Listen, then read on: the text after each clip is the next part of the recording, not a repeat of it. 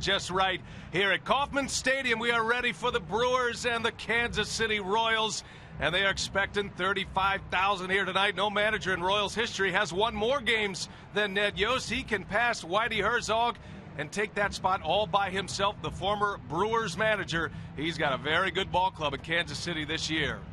Hi, everybody. We welcome you from the beautiful Kauffman Stadium in Kansas City with Eric Karros. I'm Brian Anderson. Great to have you with us here tonight, a Thursday night here on Fox Sports 1. While the Brewers struggle this year, they've already had a managerial change. This is a Kansas City story, and in the new world order of the American League, the Houston Astros, the first team to 40 wins, and the Royals have the best winning percentage in the AL. Well, and this is a ball club that individually you're not going to turn on the TV and say, wow, I want to watch this guy or that guy. But collectively, they are as exciting a ball club as there is in baseball. Defensively, they make great plays.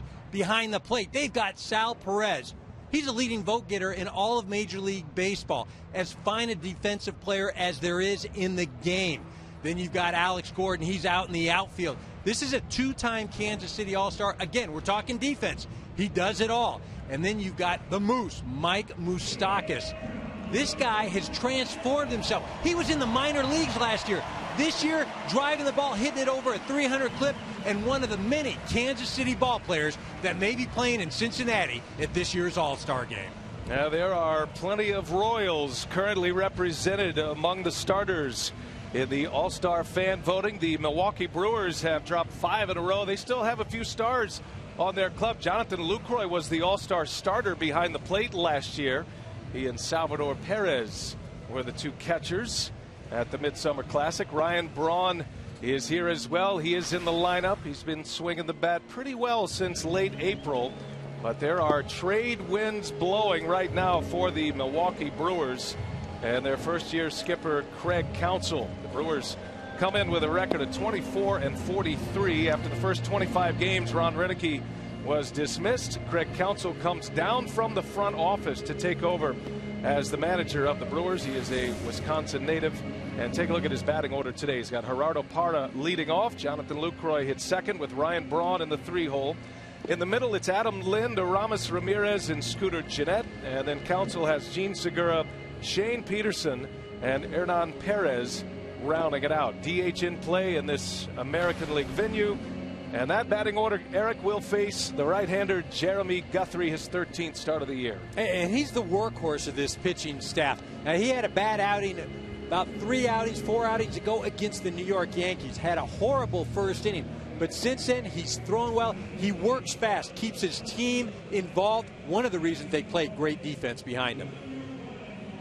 Let's check the defense for the Kansas City Royals. And other than Alex Rios and Wright, you are looking at the starters for the American League All-Stars right now. You've got Gordon, 4 consecutive Gold Gloves, also won the Platinum Glove Award last season. Lorenzo Cain, an outstanding talent in center as well. The Royals play a great team game, as you mentioned, Eric. They are one of the best defensive clubs in baseball as well. They got one of the great shortstops in the game in Alcides Escobar, and Eric Hosmer has a couple of Gold Gloves as well. All set for baseball in Kansas City. They are expected to pack them in tonight, 35,000 strong, although there are some rain clouds in the area. Gerardo Parra digs in. We're ready for the first pitch, and Jeremy Guthrie delivers, and it's ball 1, and away we go. No Carlos Gomez in the Milwaukee batting order tonight. The Brewers are debating whether to put Gomez on the disabled list with a hip injury as Parra flies to left, and that's how the day begins for Jeremy Guthrie.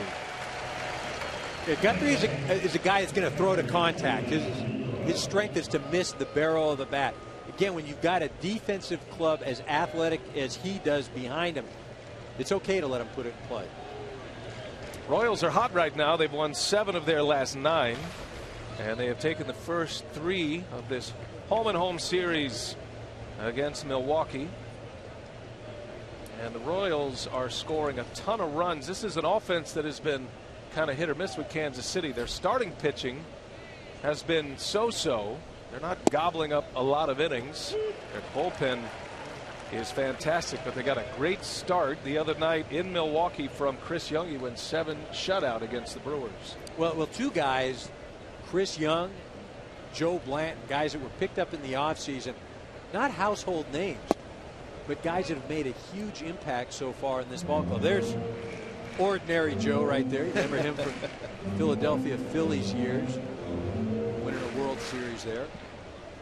Blanton got the win last night here, his first start in just about 2 years, as Jonathan Lucroy muscles one into center field. A base hit for the talented Brewer catcher Lucroy, just coming back from an injury, had a toe injury that knocked him out for 38 games. Guthrie leaves a changeup up in the zone.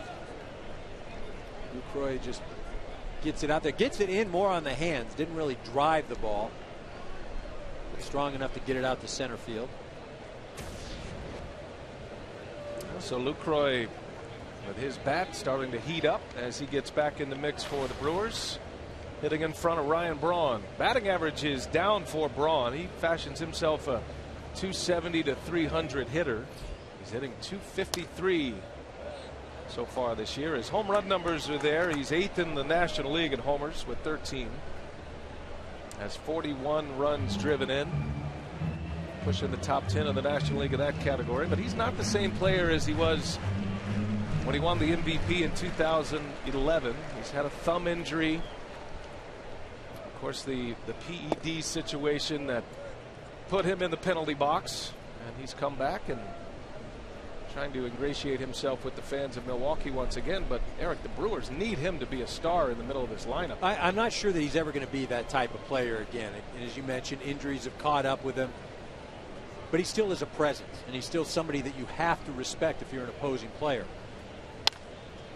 On the ground, that is gloved by Infante. Jump throw to Escobar, and the throw to first is late.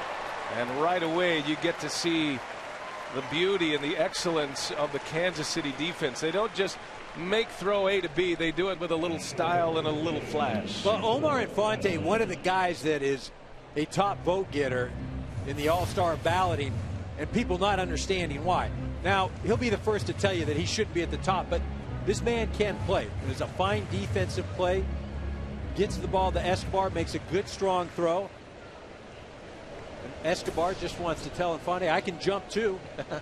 Hurdles over the sliding Lucroy and gets the ball over to first.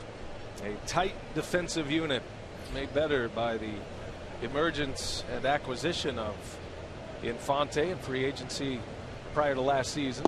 Here's Adam Lind for Milwaukee, traded from the Blue Jays to the Brewers this offseason.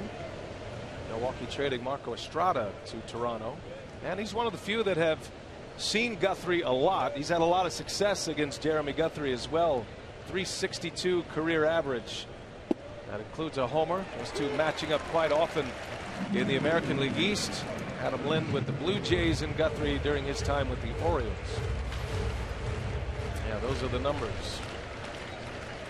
There you see that 47 at bats, so there is a good sample size. This isn't as if somebody just had a good game. Close play at first. Braun just back. Milwaukee not running as much under Craig Counsell as they did under Ron Renicky, and they are slowed even more in the absence of Carlos Gomez, who was in the lineup yesterday and had a couple of hits, but a scratch here tonight, and he might be headed for the disabled list with that hip injury. Another close one.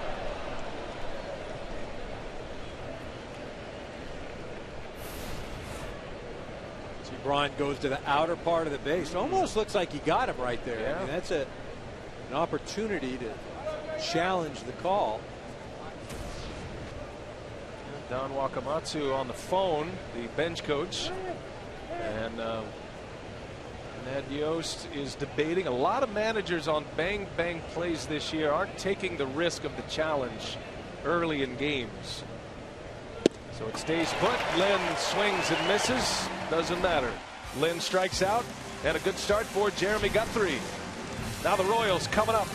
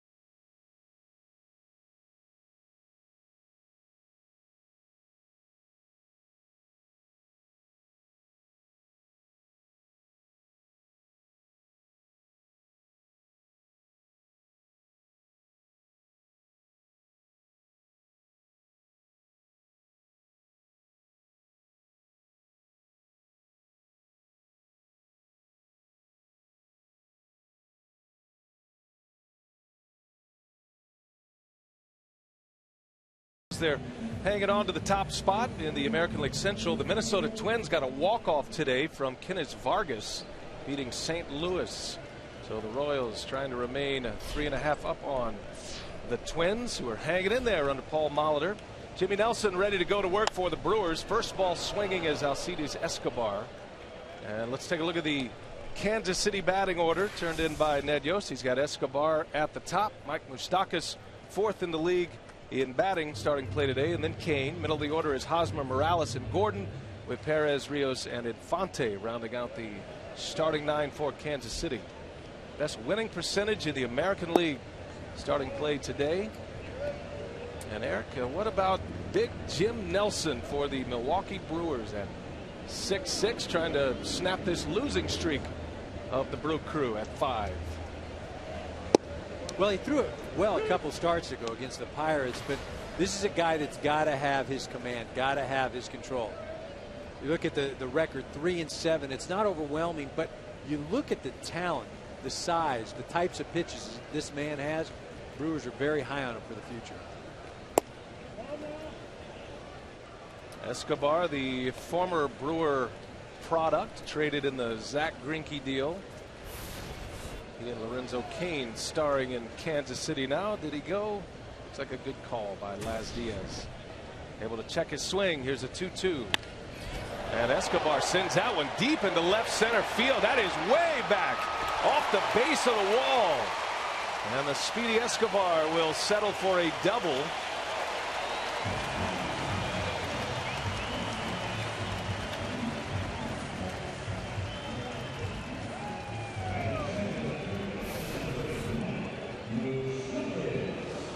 This is a two-seamer here. It just runs in. It stays up. Misses his spot. You see Escobar. Good contact right there. Drives it to left center. The way this ball shoots off the wall, Parra was lucky it shot right back to him. Didn't get by him. Escobar's really been swinging the bat well in this series against Milwaukee. That is his 6th hit. He's 6 for 15 now. Had a triple yesterday. Had a 4 RBI game yesterday, and now 6 RBIs on the series, and a lead man whose on base percentage is low by leadoff batter standards is getting on quite a bit in this series against his old team. That sets the table for Mike Moustakas.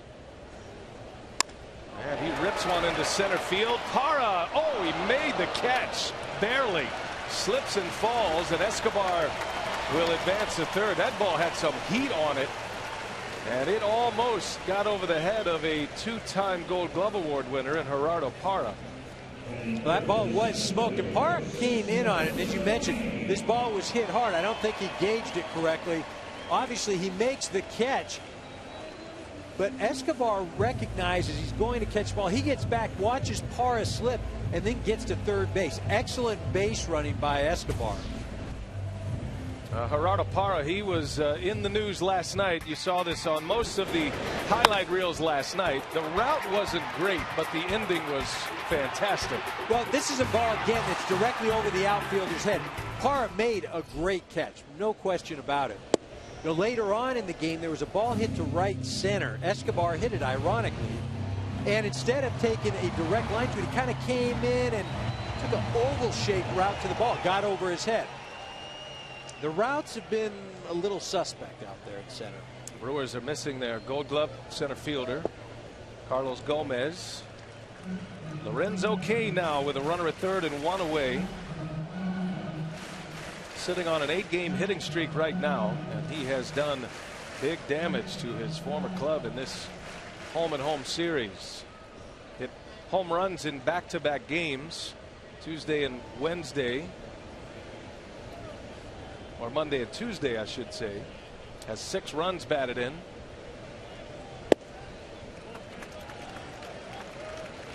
Well, Nelson a little gun shy here, gone 3-0. The previous 2 hitters have absolutely smoked the ball. And you see why he's a little gun shy. You look at Cain right there. Runner has scored 10 out of 11 times when on third, less than 2 outs. That's doing the job. How about that? Major League average 51%. Getting the green light, 3-0. Now Kane last night had 2 hits. He walked twice. He's pushed his batting average up to .291. And hitting in that 3 spot for the Kansas City Royals. What a player he has turned into. The Brewers were agonizing over trading him in that Greinke deal. Kane was just coming on at the time. Had proven to be a fantastic outfielder. Fearless center fielder, crashing into walls. I'm not sure anybody in the Brewers camp thought he'd be this kind of hitter, though, and he proved last year in the postseason he is as the scouts say, a show pony. The bigger the stage, the bigger he performs. Yeah, he can flat out play. You know, right now, though, if I'm Nelson, I go out of the zone. I mean, Kane's shown that he wants to drive that runner in. Swinging 3-0, I'd get him to fish. 3-2 is a breaking ball and a little flare to right, falling, foul, and out of play. Yeah, if I'm Nelson right now, like I said, you've got the infield in. So Kane's chances, if he does hit the ball, are greater because that infield is in. What I would do right now, I'd throw something off speed or I'd go out of the zone. Kane is an aggressive hitter. The Royals are an aggressive team. Like I said, he swung 3-0. He wants to drive that runner in.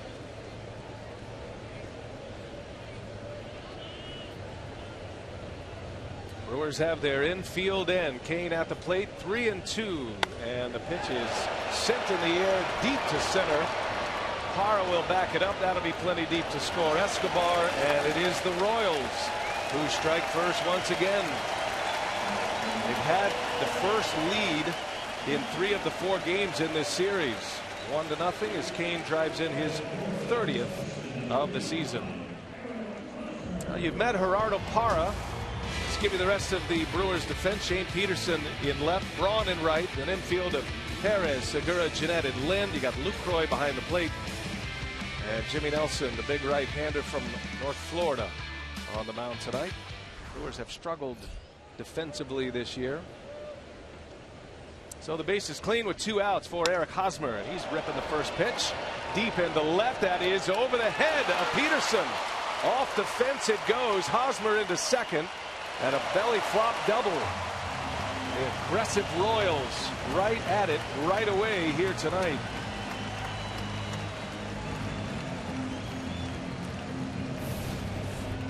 Pretty simple. Here's a 2-seamer, and again, you see Nelson misses his spot. LaCroix wants it lower. This ball up. Hosmer drives it to left field. And we've seen 4 balls that have been pretty well struck. So that's telling me right now that Nelson's not fooling a lot of guys, and he's missing his location. He's got a great arm. You see Hosmer getting in there head first easily into second base. But Nelson's just been missing his location. I don't think he's hit a spot that he's wanted to yet. You can have the greatest arm. You can have the best stuff out there on the hill. But if you're missing your location, big league hitters are going to get you. That's what the Royals have done. Well, that's a perfect setup for the 4 keys to the game. What are you seeing with these 2 clubs tonight? Well, again, Nelson's got to be able to hit his spots. He's got to have his command. He hasn't up to this point right now. The Royals, if they lead after the 4th inning this year, they are 28-1. They're playing 4-inning baseball games. A very talented bullpen here in Kansas City this year. Their starters aren't gobbling up a whole lot of innings, as Kendrys Morales, the designated hitter, at the plate with a runner at second. Just underway from Kauffman Stadium. The Brewers get a hit, fail to score in the first against Jeremy Guthrie, and the Royals with a couple of doubles here in the home first. And that one is banged through for a base hit. Around third, headed home is Hosmer. Braun's throw all the way through is late, and it's 2-0 Kansas City. Kendrys Morales with an RBI.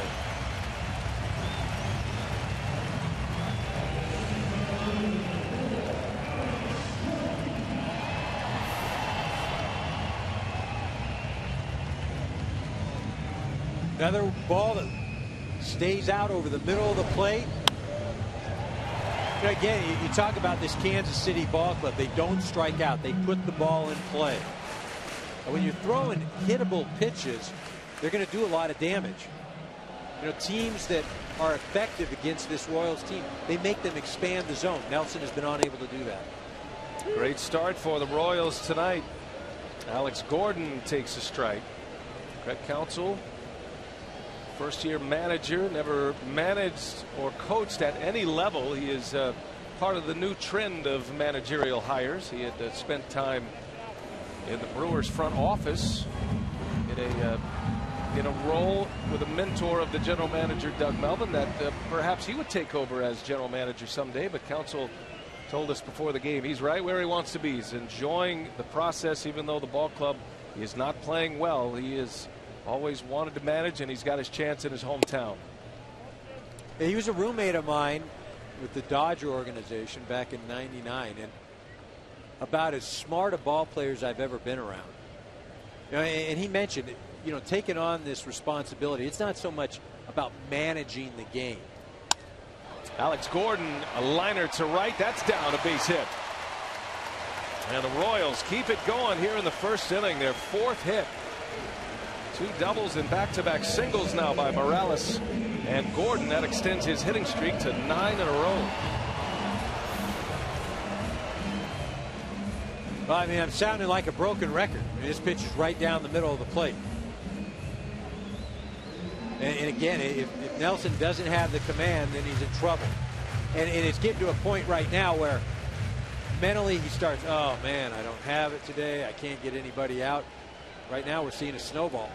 Got to get out of here just down 2-0. Here's Salvador Perez now, and he takes a strike. There's a little bit of rain falling. It seems like the kind of night that might have rain showers on and off. I don't want to play weatherman up here, but it doesn't feel like the squalls that are going to shut the game down at any point. Perez grounds out, but that is some kind of start for the Royals. They get 2 in the first on 4 hits. A double from Escobar. He started it. Hosmer with a double. Morales and Gordon with hits as well.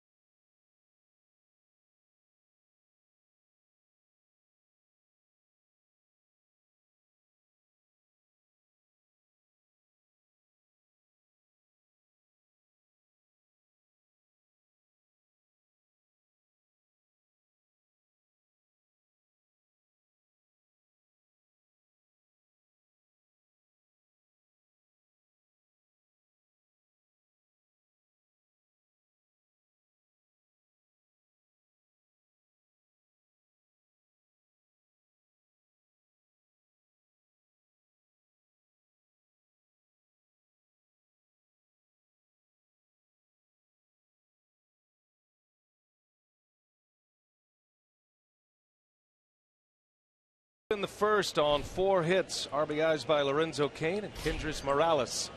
And Jeremy Guthrie will pitch with the lead. Aramis Ramirez leads off for Milwaukee. He's in there as the designated hitter tonight. Started at third base last night. This could be one of the pieces that might end up in another uniform at some point this year. He's announced that this is his final year in the major leagues. He will retire at season's end.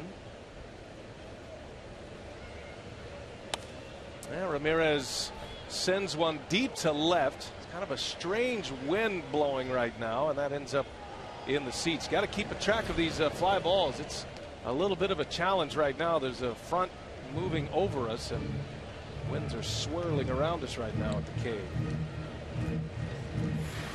Well, you see Jeremy Guthrie, the fastball, changeup. He likes to rely on that fastball.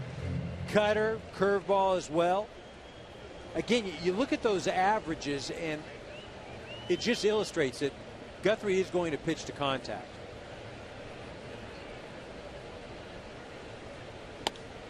And Ramirez lines one to left. Gordon will play it back.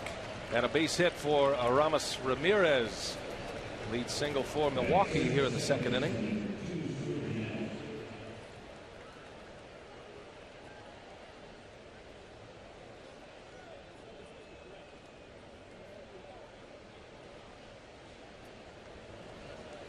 Now Ramirez with the second Brewers hit. We saw a little bit of activity with the grounds crew between innings, but while all the grounds crew personnel moved into position, that gives you an idea that this tarp could be coming out soon here.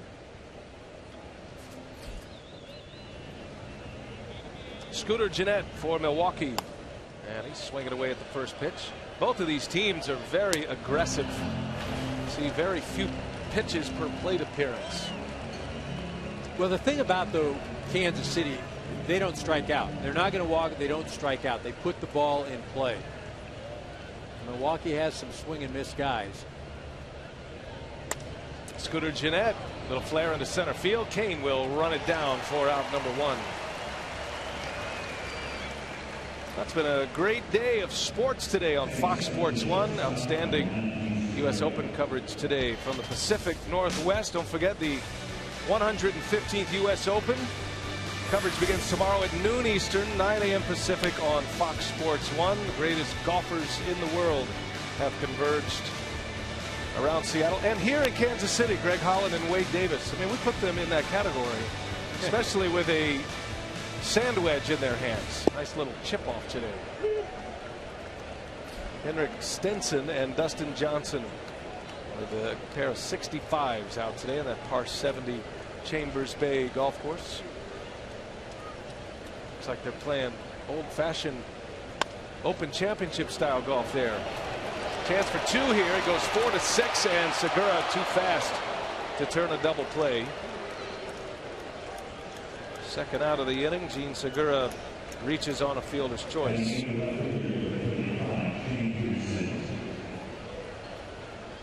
And a steady rain starting to fall here at the K. Infante doing a nice job getting a good feed to Escobar.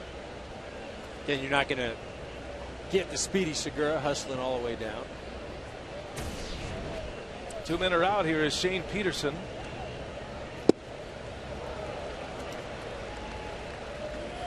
Peterson has been in the minor leagues most of his career. Got a little bit of time with the A's 2 years ago. Originally a member of the Cardinals organization. Matter of fact, once traded for Matt Holliday. He's the reason Holliday ended up in St. Louis. One of the reasons. Part of that multiplayer deal. Peterson's getting a lot of playing time these days with Milwaukee in the absence of Carlos Gomez and Chris Davis, who's on the disabled list. Their starting left fielder to begin the year, out with a meniscus tear.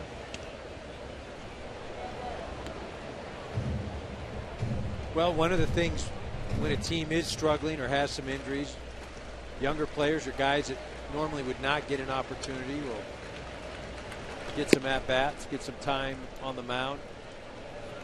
You know, and that's one of the challenges that Craig Counsell is going to have moving forward is just trying to keep this Milwaukee Brewer team involved. You've got a mixture of veterans. You got some guys that are trying to prove that they belong.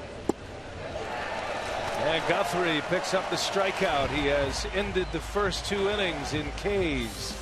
Couple of zeros for the 36-year-old Jeremy Guthrie. Nice little changeup out of the gates for him.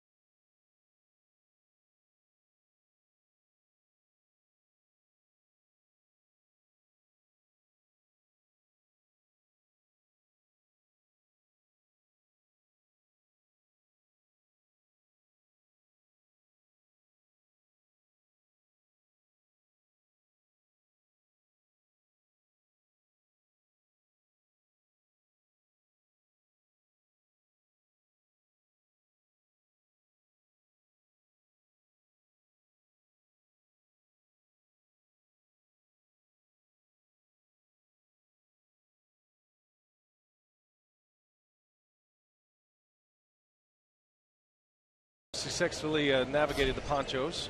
That's always good entertainment. Rain is falling a little bit. It's lessened in the last few minutes. Jimmy Nelson back to work for Milwaukee. The Royals with 2 on the board in the first. Alex Rios leading off for Kansas City. The only non-all-star among the starters for the Kansas City Royals. Alex has to feel like he's being left out a little bit. Hitting at just .218. Has a homer, 9 RBIs. Again, he coming off an injury. Started off the season relatively well. He and Morales, both big parts of this lineup. They look like, wow, these are great acquisitions. And of course, gets hit in the hand. His return just, he hasn't got on track yet. He missed 7 weeks with that fractured left hand. He was injured the second week of the year. Out in front of that one, a pop-up. And this will be Scooter Gennett to make the call and the catch, out number 1 for Jimmy Nelson. Well, it's time to vote for your All-Stars. The 2015 Esurance MLB All-Star Game ballot for the 2015 All-Star Game is up now. MLB.com/vote is the spot. You can catch all the excitement of the 86th MLB All-Star Game July 14th live on Fox. And if you disagree with all of those Royals, then you too have the power to change that. Go vote. These Royals fans are certainly voting in big numbers. Salvador Perez leading all vote getters in both leagues behind the plate. Yeah, that was not the defense for today's ball game. They let Mike Trout play. That's it. Well, they have 8 right now, do the Royals. Infante hammers one to left. Peterson is right there. He was playing deep. Infante's had a good series swinging the bat here against Milwaukee. He's the second out of the inning. You know, and get back to that All-Star balloting and what the Royals have done, what the Royals fans have done. You know, if you look at it realistically, probably the catcher, Sal Perez, I have no problem with. Not that I have a problem with anybody, but that one is, okay, I get it. But there's some other ones that you say, well, you know, Hosmer, is he a great player? Yes. But is Miguel Cabrera having a better season? Yes. You know, over at third, Mike Moustakas, is he having a great season? Yes. But is Josh Donaldson having a better season? The answer to that is yes. Escobar back to the top of the order. But again, this is a fans' game. And, you know, the fans have been given the opportunity to put the players that they want to see. And right now, the ballots say it's going to be a Royals away game. Now, Kansas City fans have had a lot of years to wait and suffer for their ball club to finally emerge. They thought they were going to get there maybe a couple of years ago. It didn't pan out that way. Last year was the year, although it was an up and down roller coaster season for them last year, entering into the wild card #1 position last season. And I think you know, from my perspective, everybody fell in love with the Royals. They're an easy team to like. The way they play, the style they play. Here in Kansas City, baseball's back in this great city. They are packing the house just about every night. They're averaging over 32,000 a game. They've already gone over the 1 million mark for attendance, the fastest in franchise history, and good for them. They get a chance to vote and get their Royals to the All-Star game, and they're taking advantage of it. There's a bouncer, went through the glove of Nelson. Gennett will make a play on it, but no chance to get Escobar. And that'll go as an infield hit for Alcides Escobar. He's 2 for 2 tonight. The Escobar is staying hot here. This ball off of Nelson's glove. Can't field it cleanly. Scooter comes in, bare hands it, but not going to get the speedy Escobar. Things are going well right now for Alcides. One of the fan picks that's taken some criticism outside Kansas City is Mike Moustakas. Now he's 4th in the American League in batting. Josh Donaldson is putting up some pretty significant numbers with the Toronto Blue Jays. Well, and again, that's not to take anything away from Mike Moustakas, who is having an all-star type year. Escobar takes off. The pitch is a strike. Throw to second is late. That'll be a stolen base for Alcides Escobar. But get back to that comparison. You're talking about one guy who's having an all-star year, which Moustakas. Donaldson, though, is having an MVP type year. I mean, you can make an argument he's one of the top 2 or 3 players in the American League right now. And again, not to take anything away from Mike Moustakas, because again, what he's doing this year, especially after the season he had last year, what he had to endure at the beginning part of the season, speaks volumes. Now the defensive run saved number significant too. Both play excellent defense. And that home run hitter's ballpark at the Rogers Center in Toronto has worked well for Josh Donaldson. That team's hot as well. The Blue Jays had an 11-game winning streak that was snapped the other day. They continue to be a factor in the American League East. Moustakas in an 0-2 count takes one down and in, a ball and 2 strikes. Right now in the AL East, you got the Rays sitting in the top spot, and then the Yankees are a game back. Baltimore and Toronto are 2 back. A tightly contested division. Winning has a lot to do with it also. A ball and 2 strikes on Moustakas. Hit hard, that's down, base hit. Escobar around third, and Braun's throw coming in late, and it's a 2-out RBI for Mike Moustakas. 3-0 Kansas City. Well, Moustakas has hit the ball hard twice. Remember, he had the line out in the first inning to center field. This is a breaking ball, just kind of spins. Moustakas keeps his hands inside, properly loaded, and then the contact gets himself an RBI. Now the Royals doing well with 2 outs in the first 2 innings. Morales had a 2-out RBI single in the first. Now Moustakas with a 2-strike count delivers. Kansas City is among league leaders in the American League with runners in scoring position. They rank 4th in the AL. They're hitting .288 as a team this year. And they're 3rd in the league with 2 outs and runners in scoring position. They got a .276 average. In the scenario that Moustakas just delivered, can be a relentless offense that attacks early, and they can put some runs on the board quickly.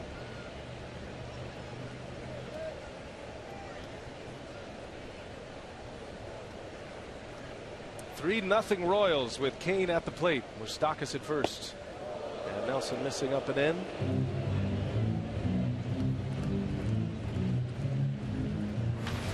In this series alone, this home and home matchup, this is the 4th game now. They scored 25 runs the last 3 games. They've outscored Milwaukee 28-7, and they have scored 7 or more runs in 3 games. First time they've done that in 3 years. I mean, it has been a one-sided affair here, and Ned Yost ball club has gotten healthy and gotten right against his former team in Milwaukee. Lorenzo Cain rips one into left center. Oh, what a catch! Shane Peterson lays out and gives Cain a little bit of his own medicine. What a play that was. We'll take a break. That's an image of Pete Rose, a 17-time All-Star. We're going to chat with him when we come back.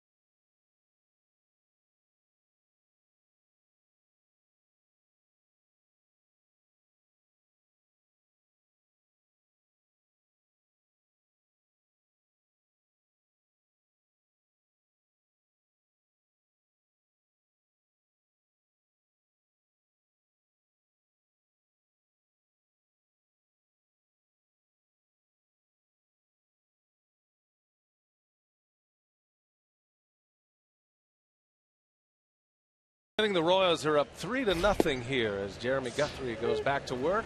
Hernan Perez leads off, and there's Pete Rose. Great to have Pete joining us. Good work on the pre- and post-game shows this year, and we're excited to talk about a lot of things with you, Pete, but specifically the All-Star game in Cincinnati this year. Your thoughts about the All-Star game going to the Queen City this season?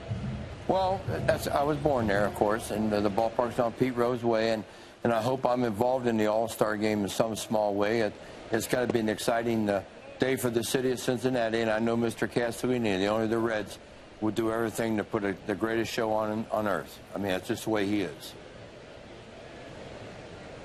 We're watching Jeremy Guthrie here and a 1-2 count on Hernan Perez. Pete, we've had a lot of discussion already about the Royals and the fan voting of the All-Star team. Where do you stand on that right now? What do you think about the way the voting has gone across the fan voting section? It's a fans game, but I don't see how you can have an All-Star game and Cabrera not playing first base. I mean, this guy is one of the best hitters in the history of baseball. But I don't understand why all the people in Kansas City are voting and all the people in the other cities aren't voting. You know, it just goes to show you when you get support from the fans, which they are in Kansas City, and that's what's going to happen. I don't know if it's going to end up like that, but it's going to be interesting to see how many guys that don't make the fans vote are picked by their manager to play in that game. Pete, the All-Star game for you is just another regularly scheduled game in your career. Yeah. You're playing every year. Yeah. What is your fondest memory of all the All-Star games? I mean, you always get identified with the Pete Rose running into Ray Fosse sort of thing, but your fondest memory of all the games you played in? My first one, Eric, was in Minneapolis, and I was a third-year player, and I was nervous as heck to begin with, and I get in the clubhouse, and on one side of me is Willie Mays, on the other side is Henry Aaron. I slapped myself, what the hell am I doing here? I mean, that's two of the greatest in the history of baseball, and all of a sudden I'm their teammates now. And they treated me like I was one of the guys. That's why I love those guys to this day. They're just great players and great individuals. You talk about great players, great individuals. We have a huge influx of young players in our game right now. Yeah. If you could pick any one of those players and you could be that player and have their future, who would you pick? Is that between Trout and Harper? I mean, well, it could be. Yeah, I mean, you've the got two that come to them. Trout and Harper, Chris. I'd like to be Harper if you need a left-hand hitter, and I'd like to be Trout if you need a right-hand hitter. Is that a diplomatic answer or what? That's fair. That's fair. I mean, they're both great players, and if they continue to do what they've done so far in their career, obviously they're both going to go to Cooperstown, and they're both really fun to watch. And I know more about Harper than I do Trout because I live in Las Vegas, and that's where Harper was raised. And I watched him as a high school player, and he was a man among boys when he played in Las Vegas. Well, and they've got quite a few kids out of that Vegas area. Chris Bryant, Joey Gallo. Right. You know, again, they were teammates. Gallo and Harper were teammates. Yep. I thought you might beat go that team. I thought you might go with Joey Gallo, you know, just to start reaching the seats a little more often, the start that he's off to. How about this guy in Texas taking Kershaw deep? Joey Gallo, that was the attorney of my friend Vinny, wasn't it? That was That's right. Wasn't that Joey Gallo? That's right. I mean, absolutely. He turned around. Speaking of Vinny, he set him up beautifully for that home run last night of Clayton Kershaw. Not many left-handers are taking Kershaw to those reaches of Chavez Ravine. I think he's given up 7 home runs this year. But, Eric, I have to disagree with you one thing. I know you're in Kansas City, but the kid from Donaldson, I mean, he's accounted for almost 100 runs, where your third baseman there at Kansas City is just a little over 55. So I got to give him the nod for third base for the All-Star game. Yeah, no doubt about it. Josh Donaldson having an MVP type year.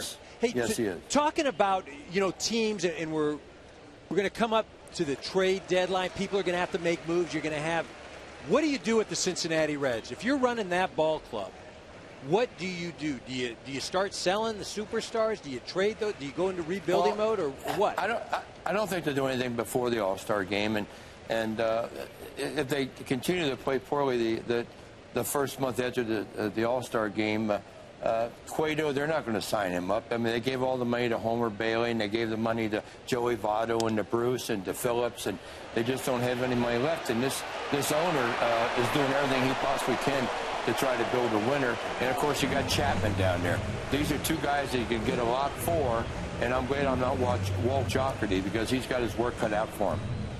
Just saw Lucroy bounce into a double play that was about a tick away from maybe turning into an around-the-horn triple play. Wow.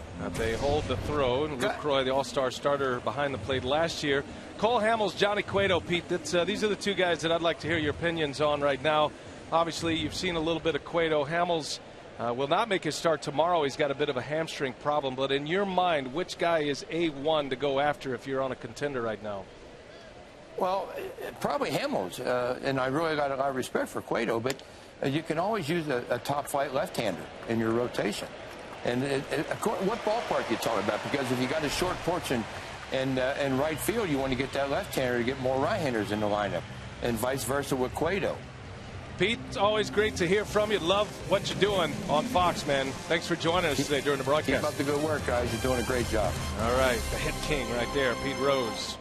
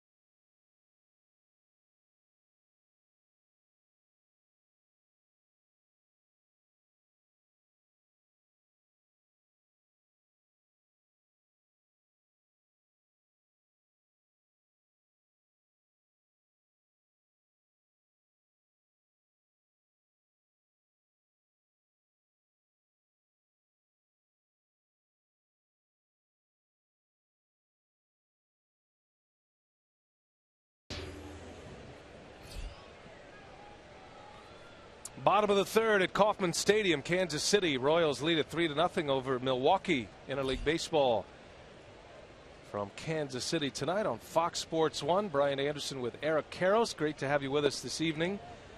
Fun to catch up with Pete Rose. You know, he's doing a good job. I love his opinions always. Nice to hear from Pete, and he's working his way back.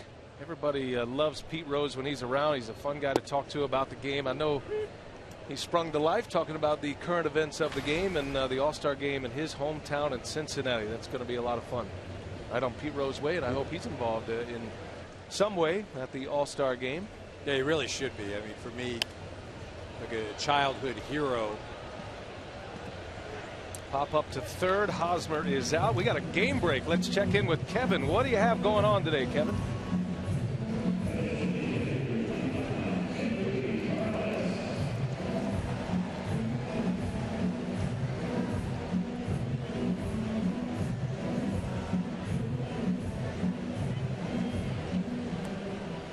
All right, thanks. That's a good one to follow right there. The Marlins have a lead in that game. CC Sabathia on the mound, but stepping back into the headlines is Alex Rodriguez, who had 2 hits yesterday and the 2 tonight. So tell us, Eric Karros, how are we supposed to feel about Alex Rodriguez and 3,000 hits? I mean, I celebrate it.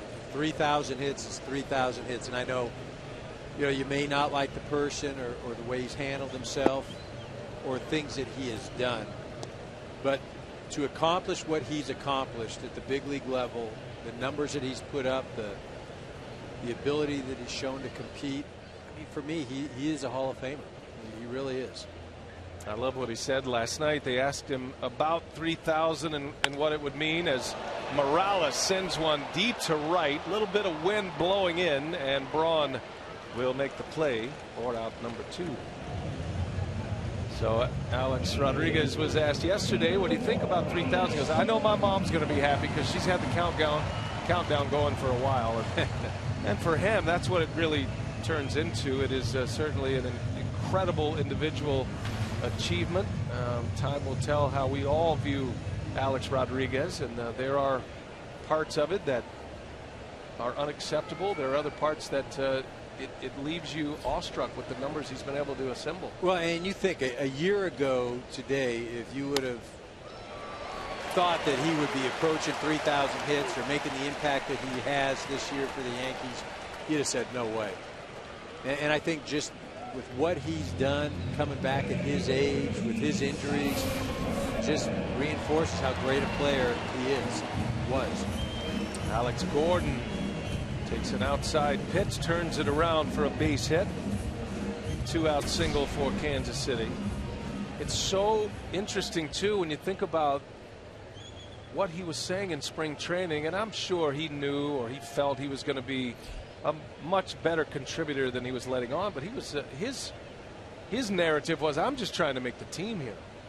Well, I think from a PR standpoint, he's played this about as well as he could possibly play. And again, to not give out any expectations, to downplay everything. He's been very humble, been very thankful of every opportunity that he's received. Again, he's just gone about his business. And I think more than anything, people are rooting for Alex now. I mean, there are, Yankee fans certainly are. There is definitely an interest. I think that he was, quote unquote, such a pariah that now he's gone 180 degrees. Alex Gordon swipes second base. Another steal. Lucroy made a pretty good throw right there, but really no chance for an out. Gordon got a great jump. Nelson took a little time to unload it. And a walking lead and a stolen base for Alex Gordon. Again, Nelson not paying any attention. Again, this is just a young pitcher, inexperienced pitcher. Alex Gordon getting the walking lead. Getting into scoring position with 2 outs. Royals have run producing hits with 2 outs in each of the first 2 innings. As Salvador Perez takes a ball down and in. Last thing on Alex Rodriguez, he will be 40 at the end of July. He turns 40 at the end of July. And we've talked a lot about the All-Stars here with the Kansas City Royals. They occupy most of the spots among the starters. In your mind, you think Alex Rodriguez is an all-star as Perez sends one to left, a base hit. They're going to send Gordon. Peterson's got a good arm to throw to the plate, on the money and out at home. Shane Peterson with a diving catch and now an outfield assist, making his presence known in the big leagues.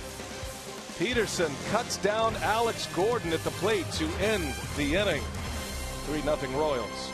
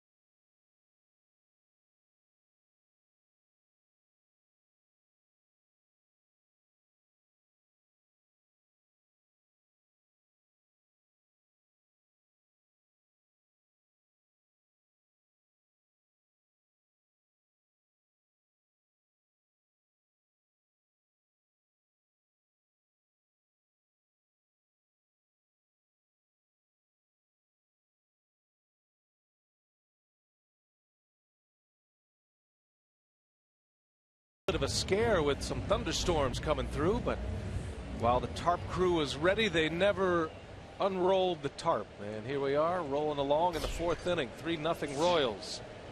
Jeremy Guthrie back to work for Kansas City. Adam Lind will lead off for the Brewers. Kansas City got 2 in the first. RBIs from Lorenzo Cain and Kendrys Morales. Morales had a 2-out RBI single. And then Moustakas with a 2-out RBI single in the second. Heck of a play to end the bottom of the 3rd from the Brewers left fielder Shane Peterson.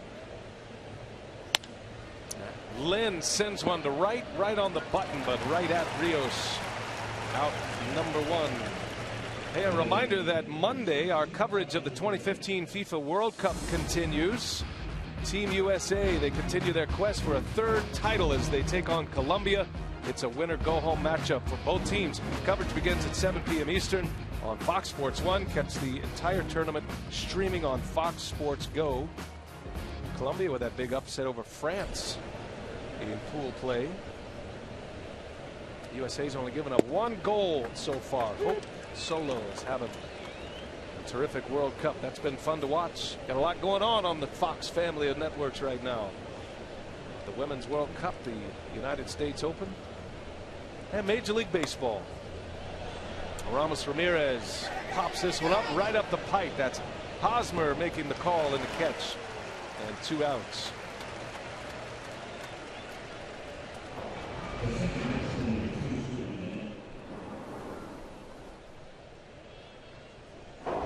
Pete Rose brought up Miguel Cabrera in the All-Star voting. Cabrera's having another great season. Hosmer with back-to-back years winning Gold Gloves. He's no slouch with the numbers, though. I mean, they're up there. And you think about this ballpark, very much a pitcher-friendly ballpark.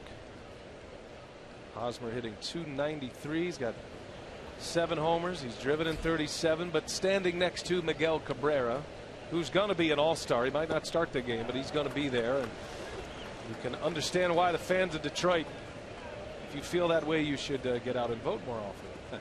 Well, you look at the OPS right there. Miguel Cabrera over 1,000. Again, it's not to take anything away from these Royals players or Eric Hosmer, the year that he's having. But Miguel Cabrera should be starting at first, just as Pete Rose mentioned. But you look at the voting, and you see almost a bit more than 400,000. The difference. Say, how about the year Prince Fielder's having? Well, with the Texas Rangers, yeah, he's leading the AL in batting starting play today. No, he's been great. The only knock on him is he's not playing first base. I think he gets that DH spot. But he has coming back from the neck surgery, a huge reason why the Texas Rangers are right behind the Houston Astros in that American League West. Did he go? Yes, he did. Scooter Gennett strikes out. Jeremy Guthrie has a little pattern going here. 3 of his 4 innings he has ended with Ks. He's got 4 shutout on the board.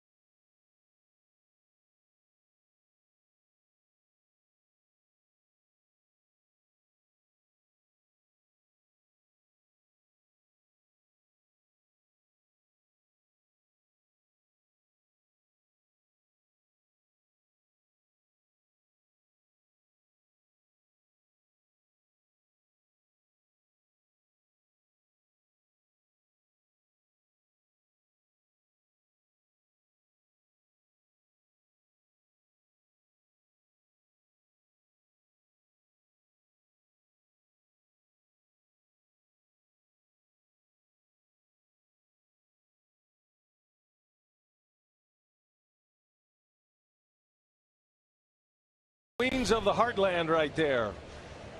And the reigning American League champion Kansas City Royals. They have got a packed house here tonight. And they've had a lot to cheer about this season. They've been a very good home team this year. They have a 3-0 lead as we head to the bottom of the fourth. Alex Rios leading off for Kansas City. Royals with 8 hits already through the first 3 innings. At the bottom of their order, Rios and Infante. In the air to left. Easy enough for Shane Peterson. And on the brink of a milestone, we check in with Kevin Burkhardt, who's watching A-Rod.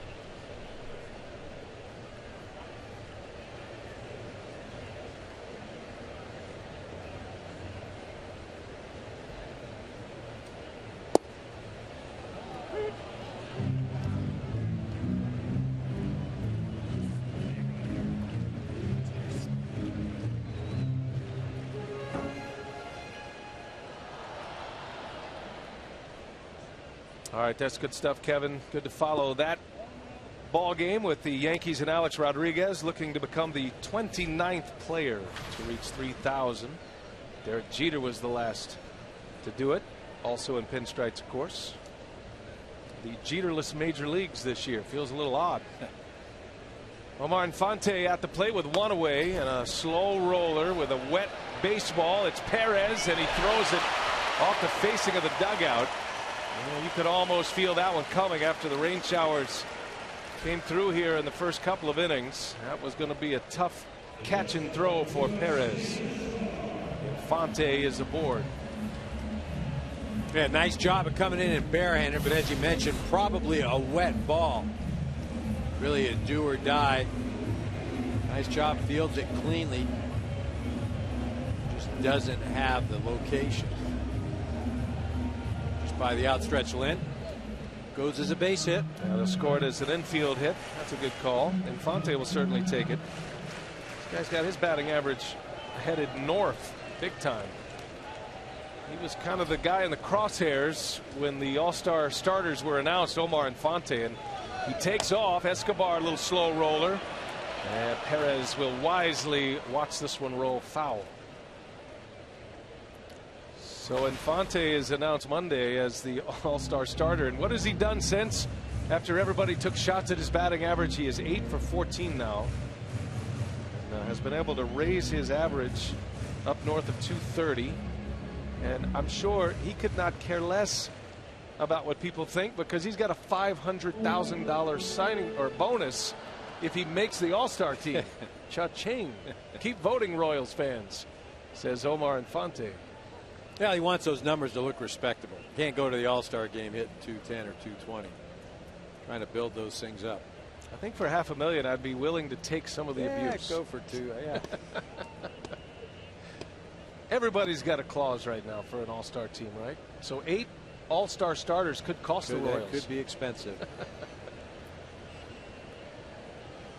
Well, Infante running on the last pitch.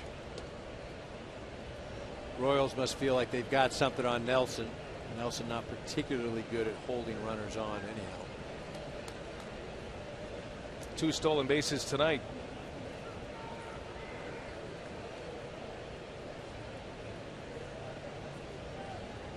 Escobar takes a ball down and away. You know, and that's what makes this ball club so difficult to beat. And I'm speaking about the Royals. They can compete in many different arenas, whether it's, you know, you better not be behind late in the game because you're going to have to suffer through their bullpen. Their defense will take away hits and frustrate your offense. Out on the bases, they will test your defense. They're multidimensional. And so if one thing's not working or not clicking, there's another facet of the game where they can beat you. Pitching and defense playing everywhere. Ned Yost was talking to us about that as Infante takes off. Lucroy's throw to second. The tag in time. Lucroy puts it right on the bag. And Infante is cut down. Second out of the inning. Wipes out that 1-out single. Well, Lucroy gets a good pitch to handle. Perfect throw. Kind of crazy. If he can keep that left foot down, may get it a bit quicker. He's trying to avoid the tag right there. Trying to get tricky out there. You know, that's one of the things now with replay. Escobar back up the middle. A 2-out single for Kansas City once again. You're getting back with replay. It's difficult to sell things, whether you're a runner acting like you're safe or the phantom tag. You know, that part of the game, which that was an art. There was something to, you know, that's something you worked on. It's no longer a part of the game. Just goes to the camera and boom. They either interpret it in or out. All right, Eric, our T-Mobile game changer. Last year at this moment, at this time, he was down in AAA, Mike Moustakas, but through the first 59 games of last season versus this season, had a little more power than last year, but it has been impressive to watch what Moustakas has been able to do this year. It's not just that his batting average is higher. That's a great metric to measure. But he's completely overhauled his swing and his approach to try to attack the extreme shifting that opponents used to put on him last season. Yeah, more hits to left field than he had all of last year. That's what he's done as we are in the midway point of June. What's interesting is still teams will still shift. I mean, it's something that he has proven up to this point that he can go the other way, yet teams are going to continue to challenge him and force him to go the other way. Now with a runner at first base, the Brewers, who do as much shifting as any team in baseball, a bit of a modified shift there with Segura, the shortstop, close to the bag, but look at all that room over there. Now if the bases are empty, typically against Moustakas there are 3 infielders on the right side, and you wonder how much of the spray chart has to develop here this year for Moustakas for teams to stop doing that. Well, I think teams feel like he's going the other way, so that negates some of his power, and they're willing to make that trade-off. You know, what's interesting is you wonder why a lot of hitters don't do that. Why don't they make the adjustment, as you see right now, Mike Moustakas, 30 hits to the opposite field. That's more than he's got anywhere else. And getting back to, you know, why did Mike Moustakas, why was he not stubborn, and why was he willing to make the change? Well, a trip to AAA will do that. Exactly. Takes a strike from Nelson. You saw the numbers, the 30 hits to the opposite field. All of last year he had just 17. And so here we sit in the middle of June, and he's already almost doubled up that mark.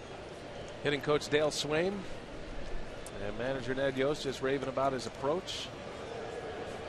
And not just his hitting approach, his overall approach of how he's handled himself as a big leaguer. He took up golf this offseason. He's trying to expand a little bit and not let baseball consume him so much, which the game can certainly do. Well, and that's the thing. When you're playing, all you think that matters in the world is that night's baseball game. And my father-in-law used to tell me, especially when I was struggling, he'd say, you know what, Eric, there's 3 billion people in China that don't care a lick about what you do. It'll eat you alive. Very similar story with the Brewers' second baseman, Scooter Gennett. He's kind of on the Moustakas path. Scooter Gennett was given the everyday second base job to start the year. He was sent down to AAA in May. There's a swing and a miss, and a snap throw to first, the tag, and out at first. So Escobar gets caught off the bag. Lucroy with a nice block and a good peg. He cuts down 2 Royals on the base paths. Kansas City up 3-0. Get 2 eliminated from the bases in the bottom of the 4th. We're headed to the 5th.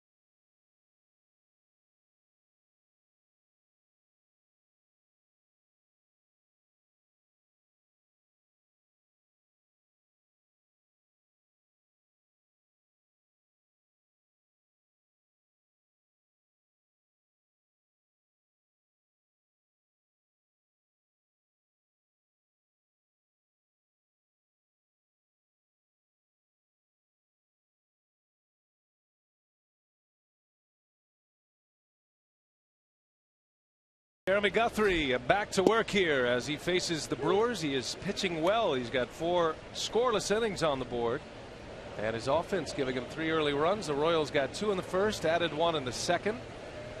They've already posted 10 hits as an offense, as Gene Segura, that's in and out of the glove of Guthrie, recovers in time for out number 1. He's working fast, throwing strikes. This damage could be a little worse without the next man coming up, Shane Peterson, who has made an impact defensively tonight. And Eric, a diving catch and an outfield assist tonight. Yeah, we've been talking about the Royals defense. Well, look at Peterson here laying out, fully extended, makes a great grab. And then just to show you that, hey, I'm not all glove, I got an arm too. Comes up, firing, boom, out at the plate. His 3rd outfield assist of the season.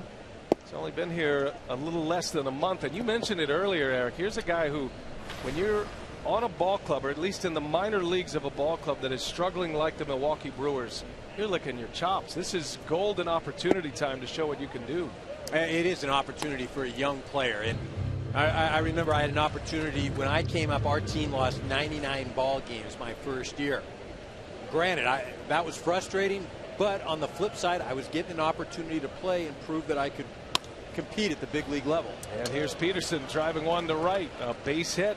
So he is coming on here in Kansas City. That sets us up beautifully for a game break. And our hit king, Kevin Burkhardt, standing by in L.A.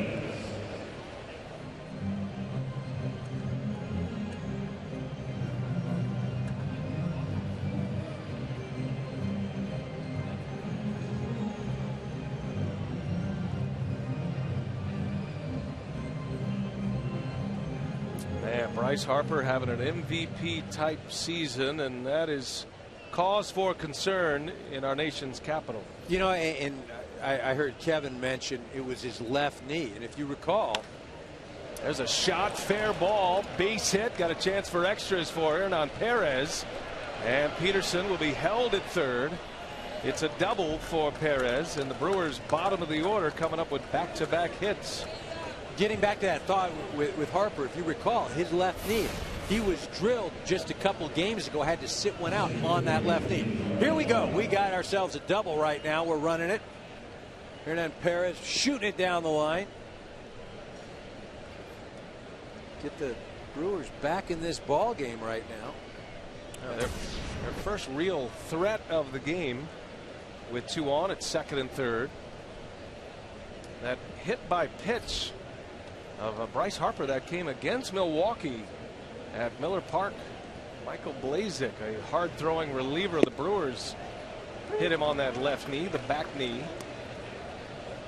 Yeah, didn't he have to come out of that ball game? I think he didn't play the next day, and you know, you just wonder if that may have been some lingering effects. What a year Harper is having. Got an OPS around 1,200 with 52 RBIs in 64 games. He's hitting .344. You know, he and Mike Trout from each of the leagues emerging as the face of each of those leagues right now. And you think about Harper at age 22, it's amazing what he's done so young in the big leagues since the age of 19. Nationals continue to have injury problems. They already have Ryan Zimmerman among others on the disabled list. Jason Worth. Parra into center field, hit pretty well. Kane will turn and run. This will be plenty deep to score Peterson. Both runners will advance, and Milwaukee is on the board for the first time. Sac fly, RBI for Gerardo Parra. It is 3-1 Kansas City. It's a four-seamer down a bit in the zone. Parra does what he needs to do. That long fly ball to the outfield advances both the runners. As I said though earlier, you know, looking ominous for this Brewers ball club, not for any other reason that the Royals win leading after 4 innings this year, 28-1 after the 4th tonight, 3-0 Royals. And you got to think maybe these starting pitchers don't know the exact statistics, but you got to know they know their bullpen is so good. And, you know, they're a team, they're a starting rotation that's not logging a lot of innings, and one of the worst in the American League at innings pitched. But they know their bullpen is ready to roll, and it starts in the 6th inning with the Kansas City bullpen. They can shorten the game maybe more than any team in recent memory here lately. You know, and we continue to talk about how strong this bullpen is and how reliable, and you get to that 5th, 4th inning, 6th inning, whatever it is. But that still doesn't discount the fact that I believe they need a horse to start. I mean, they need a guy, an ace. They need somebody that, you know, can go out and just his presence on the mound strikes fear. Lucroy down the right field line, slicing. That's down, a base hit. And another run will score. Perez is in. Lucroy with an RBI single. And it is a 3-2 ball game now as Jonathan Lucroy, the all-star catcher, with his 2nd hit. First hit of the day with a runner in scoring position for Milwaukee. Lucroy gets the job done here. This pitch on the outer half runs back. Lucroy does a nice job staying with it, just shoots it, doesn't get greedy. What I mean by that, you've got runners out there in scoring position. You know, you're not looking to drive a ball in the gap or hit a ball out of the ballpark. It's an RBI situation. Put the ball in play. Get him in. Ryan Braun takes ball 1. It's a good sign for Milwaukee. Lucroy is probably an untouchable for the Brewers. There aren't many catchers like him that brings as much offense as he does. And after that injury, that broken toe, he's starting to hit now. His last 4 games, he's got 7 runs batted in. He's 5 for 8 with runners in scoring position during that stretch. He's historically been the best the Brewers have had with runners in scoring position. And he's starting to round into the form that made him an all-star last year. No question that he's probably the face of this franchise here, Gomez. But, you know, when you use the word untouchable, I'm not sure that anybody on this ball club is untouchable, especially with the state that the Brewers are in right now. Braun flies out. Guthrie bends a little, gives up a pair in the 5th. Kansas City still leads 3-2.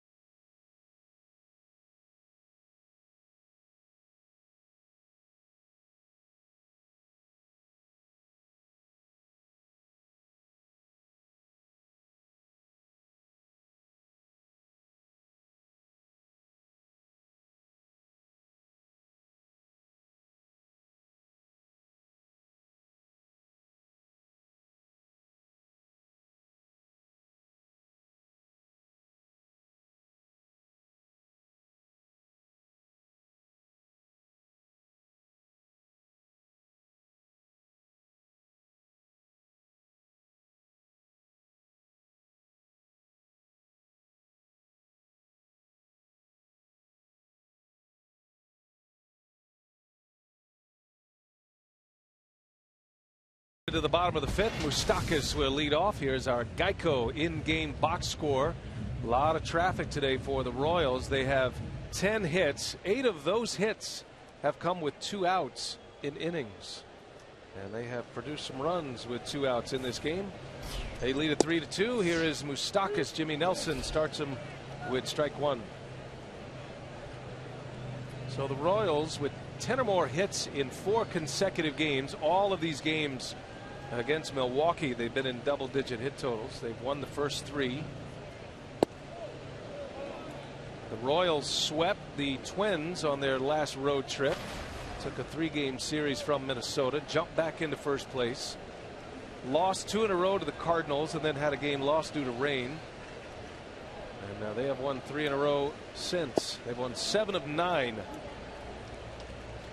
sitting atop the American League Central. They got 54 days in first place this year, do the Royals, proving last year was no fluke.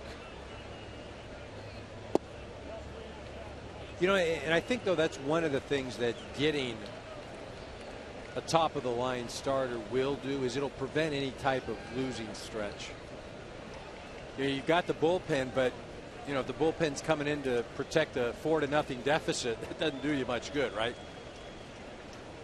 I think also when you get into the postseason, you know, whether James Shields was in fact a quote-unquote ace, he had that presence. He wanted the ball. You know, we talked about it prior to tonight's ball game. You know, he had that personality that I want it, I'm going to take it, we're going to do it. Just get on my back. And I'm not sure the Royals have that at the starting pitching position right now. And they're hoping that Yordano Ventura can emerge as one of those guys. He'll get the ball tomorrow. He'll start against the Boston Red Sox. Red Sox are coming to town. They'll start a weekend series here in Kansas City. But may not be there yet. Edinson Volquez has had a nice year for Kansas City. That was a nice piece to pick up. Fun loving guy, friendly guy. Well, that's the thing, though. You've got a finite amount of time to win a championship. As far as, you know, what you have with this group. You got close last year. You know, now is not really the time to, well, I'm gonna put my toe in the water. Go out and get the horse starter. Go out and get that guy, because you have an opportunity to do something very special here. If you go kind of, I'm going to just get a little bit in the water and get maybe a mid-level guy, I'm not sure what message that sends your fans or the rest of the organization. Saw Jason Vargas there. He is on the disabled list, and Ned Yost was quick to bring that up. He said, look, we've got 2 starters on the DL right now. Danny Duffy, who is closer to returning. Jason Vargas just put on the disabled list. So those are 2 guys, but again, neither one of those guys emerge as top of the rotation type pitchers. And if you're an organization like the Royals, and you have, as Kane slaps one off the glove of Segura, and the Royals have a walk and an infield hit to start this 5th inning. 2 on with nobody out. Kane with his first hit. Now, getting back to the pitching situation, I'm talking about a guy when the opposing team looks at somebody. We watch Kane hit this ground ball off of Segura's glove. Getting back to the pitching situation, you're talking about somebody where an opponent says, oh man, we got to face so-and-so. Not, hey, so-and-so's pitching. There's something to be said about that, whether that's Cueto or Hamels. You know, guys like the Max Scherzers of the world, the Clayton Kershaws of the world, Garrett Cole in Pittsburgh right now. You know, those types of players. That's what Kansas City lacks. The question is, can Lorenzo Cain or Mike Moustakas pitch? And they're on to start this inning. If you've been an organization, though, Eric, and you've built and you've acquired prospects, and this has been your modus operandi, and then finally you make that deal for James Shields, and that was a significant trade in the trace of this organization last year. Significant. And I remember at the time that deal was done, remember, everybody felt Will Myers was going to be the next one. That trade came with a lot of criticism for Dayton Moore in the front office, but it turns out every team that gets into the postseason run, you need a horse. It just sets everybody else in their roles. You know, and that's one of the things why you have young players, why you have a minor league system. It's to supplement the big league level, whether it's with those specific players or using those players to acquire pieces that allow your team to win a world championship. 2 on with nobody out. The Brewers just scored 2 in the top of this 5th inning, and now Hosmer trying to get them right back. Bullpen activity for the Brewers. There is Michael Blazek under the watchful eye of Lee Tunnell, bullpen coach.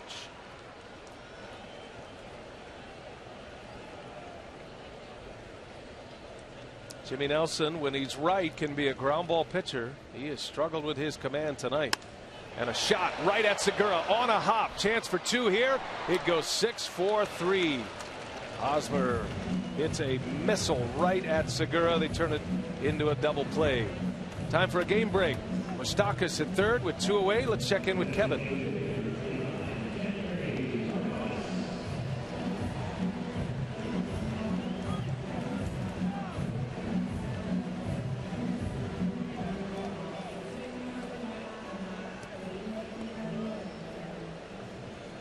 All right, thanks, Kev. Stanton leading the National League in home runs. Stanton is just that's ridiculous. You go to a Marlin game, make sure you get there early for BP and go watch that. That's crazy watching it. Is something to behold. And by the way, that means Alex Rodriguez is soon to bat, and Kevin is watching that game closely. And if Rodriguez does come up again, he's got a chance to collect his 3,000th hit. He has 2 hits tonight. He's sitting on 29.99, and he is due up shortly and will probably hit next inning the way it's going for the Yankees. We'll be right there.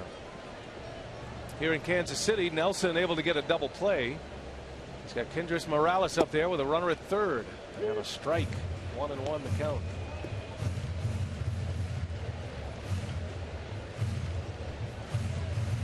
Kansas City's done their best work tonight with 2 outs. 8 of their 11 hits now coming with 2 away. Morales had one that produced a run back in the first inning. 2-out single to right. Yeah, nice job by Kansas City, but also says something about Jimmy Nelson and not being able to just close out that inning on the mound. You know, sometimes as a pitcher, you get 2 outs, you feel like, okay, I'm just 1 out away. You let up a little bit, and before you know it, damage is done. You can't let anybody breathe at this level. As long as they're still breathing, they've got a chance, and they'll continue to fight. Nelson pitching with the bullpen active behind him. And he walks Morales. So decision time here for Craig Counsell. He's got a reliever ready. Do you stick with Jimmy Nelson to see if he can get through one? This is where the record really comes into the decision making for Counsell. Well, and again, right now, this is about Jimmy Nelson and his growth and finding out what does he have out there.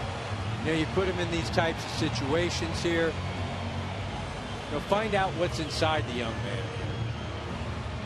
You know that he's got the physical ability. This is where you find out what kind of fortitude he has. Again, what are the Brewers playing for this year? I mean, they're playing for the upcoming years. Alex Gordon at the plate. He has been part of the resurgence offensively for Kansas City, especially in this run against the Brewers in this 4-game run. He's 2 for 2 tonight. Gordon now with 6 hits in 12 at-bats in this series. And he takes a strike. So Lorenzo Cain with a 9-gamer. Gordon is on a 9-game hitting streak, each with hits tonight. Over the last 11, Salvador Perez with 4 homers and a batting average near .350. The 3 that have led the way for Kansas City's explosion offensively.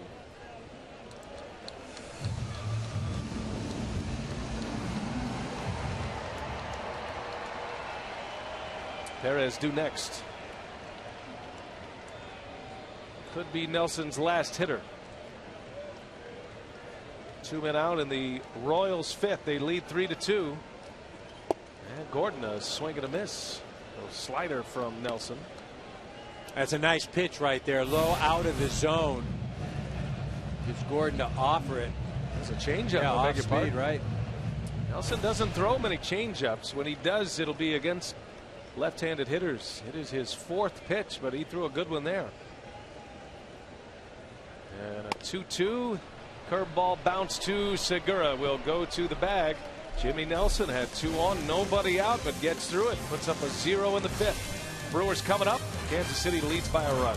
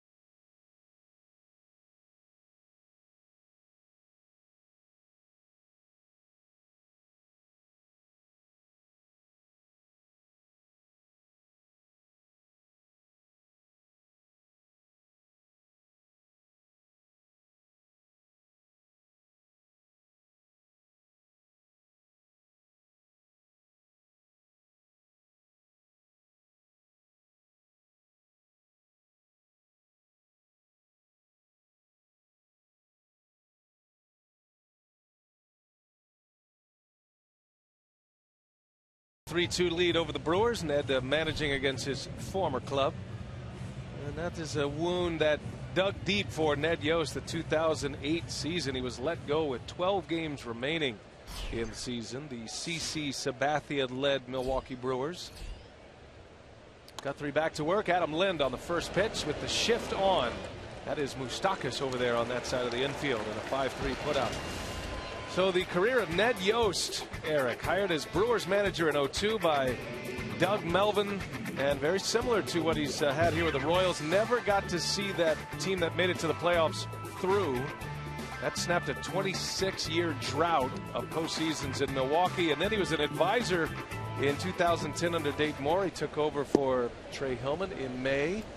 So from May 13th through the All-Star break of 2013, the 4th worst record in the AL. Since that time, they have been the best in the AL and all the way into the World Series last year in that incredible run. And I would imagine, you asked him today and he didn't admit it, but I would imagine this feels like a little bit of redemption for him playing the Brewers, having been to a World Series last season. You know, and we talked about with one more win, he will become the all-time winningest manager in Kansas City baseball history. Slow roller by Ramirez. Moustakas has time and makes a beautiful play. Ramirez does not run well. Moustakas wound it up and fired a strike to Hosmer. Excellent play. 2 outs for Jeremy Guthrie here in the 6th inning. Hey, it really makes that play look easy. He gets the runner by a good step, comes in, barehands it, nice throw. Hosmer doesn't even need to stretch for it. Now again, we talk about Moustakas is starting at third. Look at, not a big deal because he is having an all-star type year. It's just, as we mentioned earlier, Josh Donaldson, the Toronto third baseman, is having an MVP type year. But Moustakas, what a year he's having, defensively, offensively, huge difference from last year. 2 outs for Scooter Gennett. So that win last night by the Royals, Ned Yost tied Whitey Herzog. So no Kansas City manager has more wins than Ned Yost at 410. Herzog managed his club from 75 to 79, and Ned Yost could not have deflected that any faster than he did today. He gives all the credit to his GM and his ball club. Jeremy Guthrie puts up a 0 in the 6th, a 1-2-3 inning.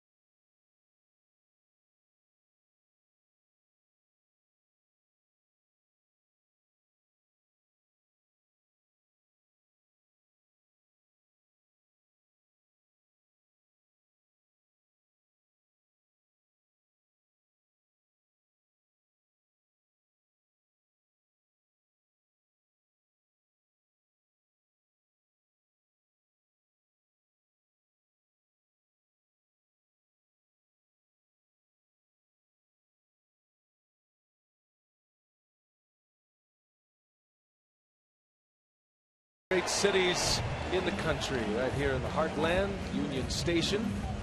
Hey, watch every out-of-market game live in HD on more than 400 devices with MLB.TV Premium, the #1 live streaming sports service. You get real-time highlights, live look-ins, pitch tracking, widget, and more every night on every device. Visit MLB.TV for details.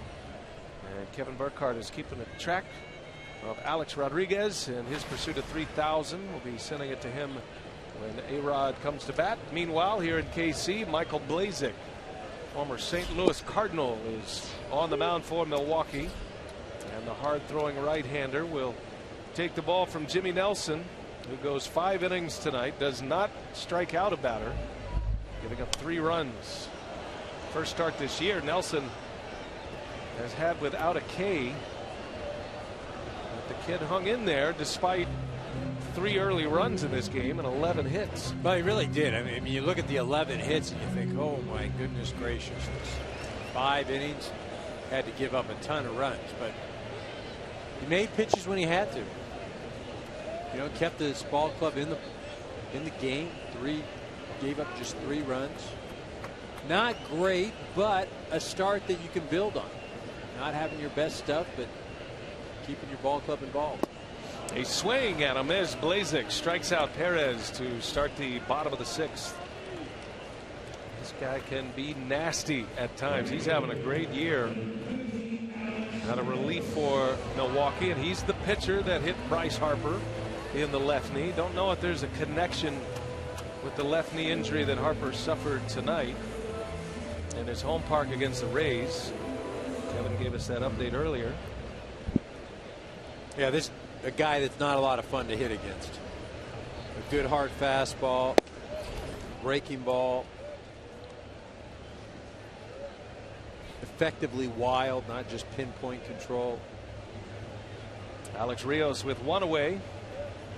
He's 0 for 2 tonight, and that backs him out of there. Part of the effectively wild repertoire of Blazek. You see the slider to Perez, and this just out of the zone. bouncing. It's Ramirez to offer at it. You know, and there are certain guys as a hitter, you can go into the box and you just plant one foot down and the other, and you're like, all right, let's go to work. There are other guys that you're just not locking in all the time. You get in there, you're like, all right, kind of into this here.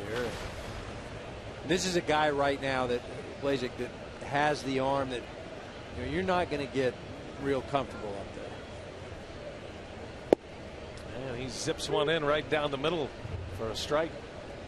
3-1. Rios taking all the way. You start looking at this Brewers team, Eric, and you're trying to figure out, all right, who are the trade pieces? Who are the pieces that they're going to try to build around as Rios turns one around? 95-mile-an-hour heater, and Rios on with a 1-out single. Another base runner for Kansas City on their 12th hit. This is a key stretch for Milwaukee. You know, the trade deadline, the end of July. This is a pretty important window for the Brewers to determine the fate of their organization here in the next few years. Well, again, they're going to have to decide which way they're going. They're going to have to really go all in, basically restructuring this ball club. You know, you've got some pieces that are very tradable, whether it's Gomez or even Lucroy. I mean, again, they're attractive players. They're under contract for another year or two. Because, again, what happens?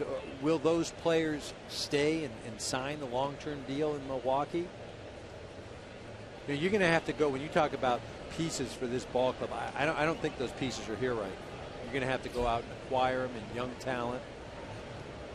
But the window was last year, this year, see what happens. Things didn't go the way that they had hoped.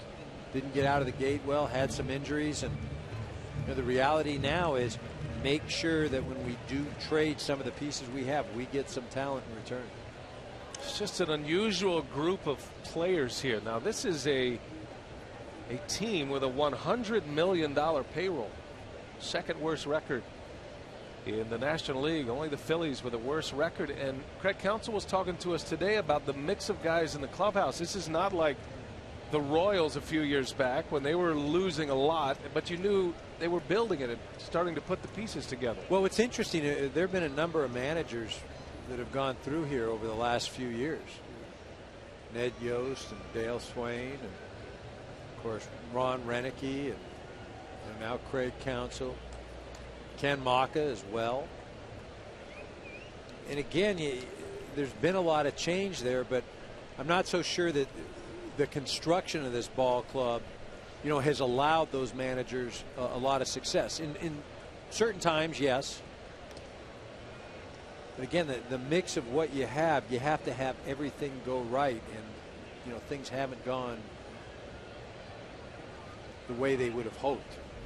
This time last year, the Brewers were in first place, had the second best record in the National League. Things were going very well for Milwaukee. They spent 150 days in first place last season, and it all fell apart for them. They had a dreadful final 6 weeks to the season. All of their pillar players, their run producers, and their top talent, Braun, Lucroy, Ramos Ramirez, even Carlos Gomez to some extent, all stopped hitting all at the same time. Well, and I don't think those 140 or 150 games or whatever it was really representative of how good they were, nor were those last couple of weeks how bad they were. They were, as what happened, somewhere in the middle. As a strikeout to Infante, the ball gets away, and Rios will take second base on a wild pitch. A couple of Ks here for Michael Blazek.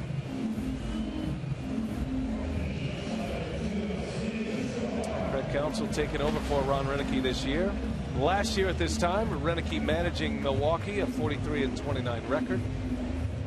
They were scoring a lot of runs. Their pitching was much better, especially their starting pitching. And it's been a different story this year. They are 19.5 back. I don't think anybody in the Milwaukee camp even claims that there is a pennant race in the future this year, which is why the trade winds are blowing right now. And you start looking at the pieces that they have, and they could bring back a significant amount of prospects. You think about guys like Carlos Gomez, who still has a year left on his deal. Well, I think you're right there. You know, Gomez and maybe Lucroy, but I'm not so sure. Maybe even K-Rod as well. But where else? You know, I mean, again, if you're talking about Aramis Ramirez or even Garza or Loesch, I'm just not sure that those guys are going to command the type of prospects that's going to help turn this organization around. Escobar with a wave and a miss. Well, Blazek's got a big league breaking ball going tonight, both the slider and the curve. Well, and you see some of the, now granted, this Royals team does like to be aggressive at the plate, but there have been some offerings of pitches that have bounced. Perez striking out. That pitch right there. Blazek trying to strike out the side, and that's off the end of the bat. Segura's got to hurry it over to first. Does so. And a scoreless inning out of the bullpen from Michael Blazek. Kansas City on top, 3-2, 6 in the books at Kauffman Stadium.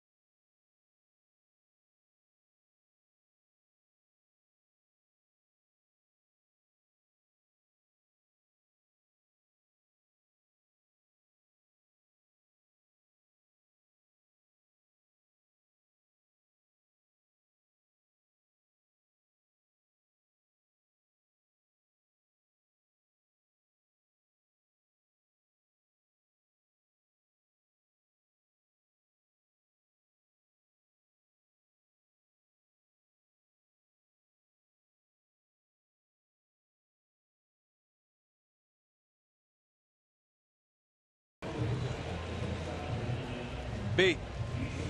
Jeter in 11.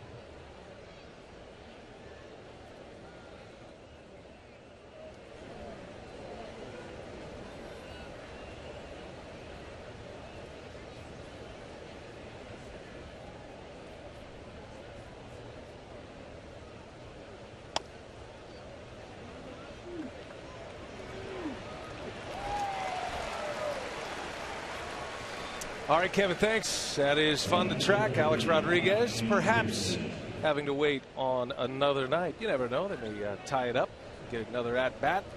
Budweiser game summary. The Royals have the lead 3-2. One man out here in the 7th inning. Lucroy has a couple of hits for Milwaukee. And the Royals, with 2 outs, have 8 hits. They're 8 for 12. And a lot of damage here tonight. Their 4th consecutive double-digit hit total. Kansas City with the lead, and they can be tough with the lead when you get into these later innings. Kelvin Herrera on the mound for Kansas City. What are you seeing from the Royals tonight and in this series? You know, they've been doing the same thing. They did it tonight where they've been swinging the bats well. Now, the runs haven't, come across like they probably would have liked. They've gotten 3, but they've hit the heck out of the ball. 12 hits, but they're swinging the bats better. It's a combination of them. It's the Milwaukee pitching as well. But really, we're talking about a 3-2 ball game right now. It just has felt like it's been all Royals tonight. But we're talking about 1 run. And 1 run can feel like a mountain against the final 3 in the Kansas City bullpen, starting with Kelvin Herrera, sitting on a 2.25 ERA. That opponent batting average at 198. They go Herrera, Wade Davis, and then they've got one of the great closers in the game as well, who's missed a little time this year, Greg Holland. And Wade Davis is the one who is pitching the best in that group, and that is significant because it is the best bullpen ERA in the American League. As Peterson sends one into left center, and Lorenzo Cain runs it down. Well, Peterson robbed Cain earlier tonight. Cain says, "Thank you very much. Touché." And a tip of the cap from Kelvin Herrera. Well, you see Cain shading him to the left of second base, and he gets a great jump, basically just outruns this baseball. See Herrera, he's happy about that. Greg Holland in the bullpen got an up-close view at that. Lorenzo Cain, he had a little bit of tightness in the back in Milwaukee. He made a great catch in the gap up against the wall against Jonathan Lucroy. But this massive outfield here in Kansas City, and he roams it as well as anyone, as Herrera hits triple digits to start Hernan Perez. Think about some of these center fielders in Kansas City over the years. Amos Otis and Willie Wilson. Johnny Damon was a center fielder here, as was Carlos Beltran. Both of those guys came up in the Royals system. Cain fitting right in with those defenders. As Perez is out, 1-2-3 inning. Making it look easy in the 7th. Cain with a nice catch. Royals up 3-2, stretch time in KC.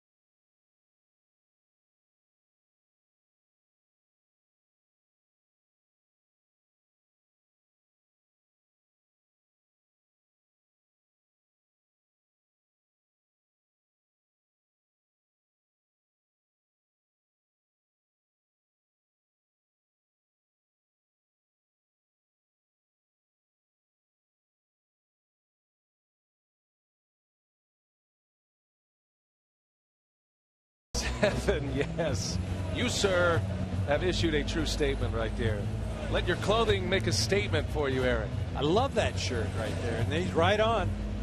His Royal Ball Club is here to stay. I think there's one change you could make right there. We don't suck what? No more. No more. The reigning American League champion Royals. It's great to see. This is a great baseball town. They've got a lot of terrific history here in Kansas City. This ballpark is packed. Fun to see him emerge. Former Royal Will Smith on the mound for Milwaukee. Tied for the National League lead in games pitched last year. Came to Milwaukee in the Nori Aoki deal with Kansas City prior to last season.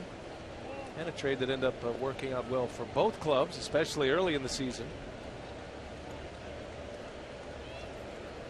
Big lefty from the Atlanta area, Will Smith, who was in the news for all the wrong reasons earlier this year with a swath of a foreign substance on his right arm.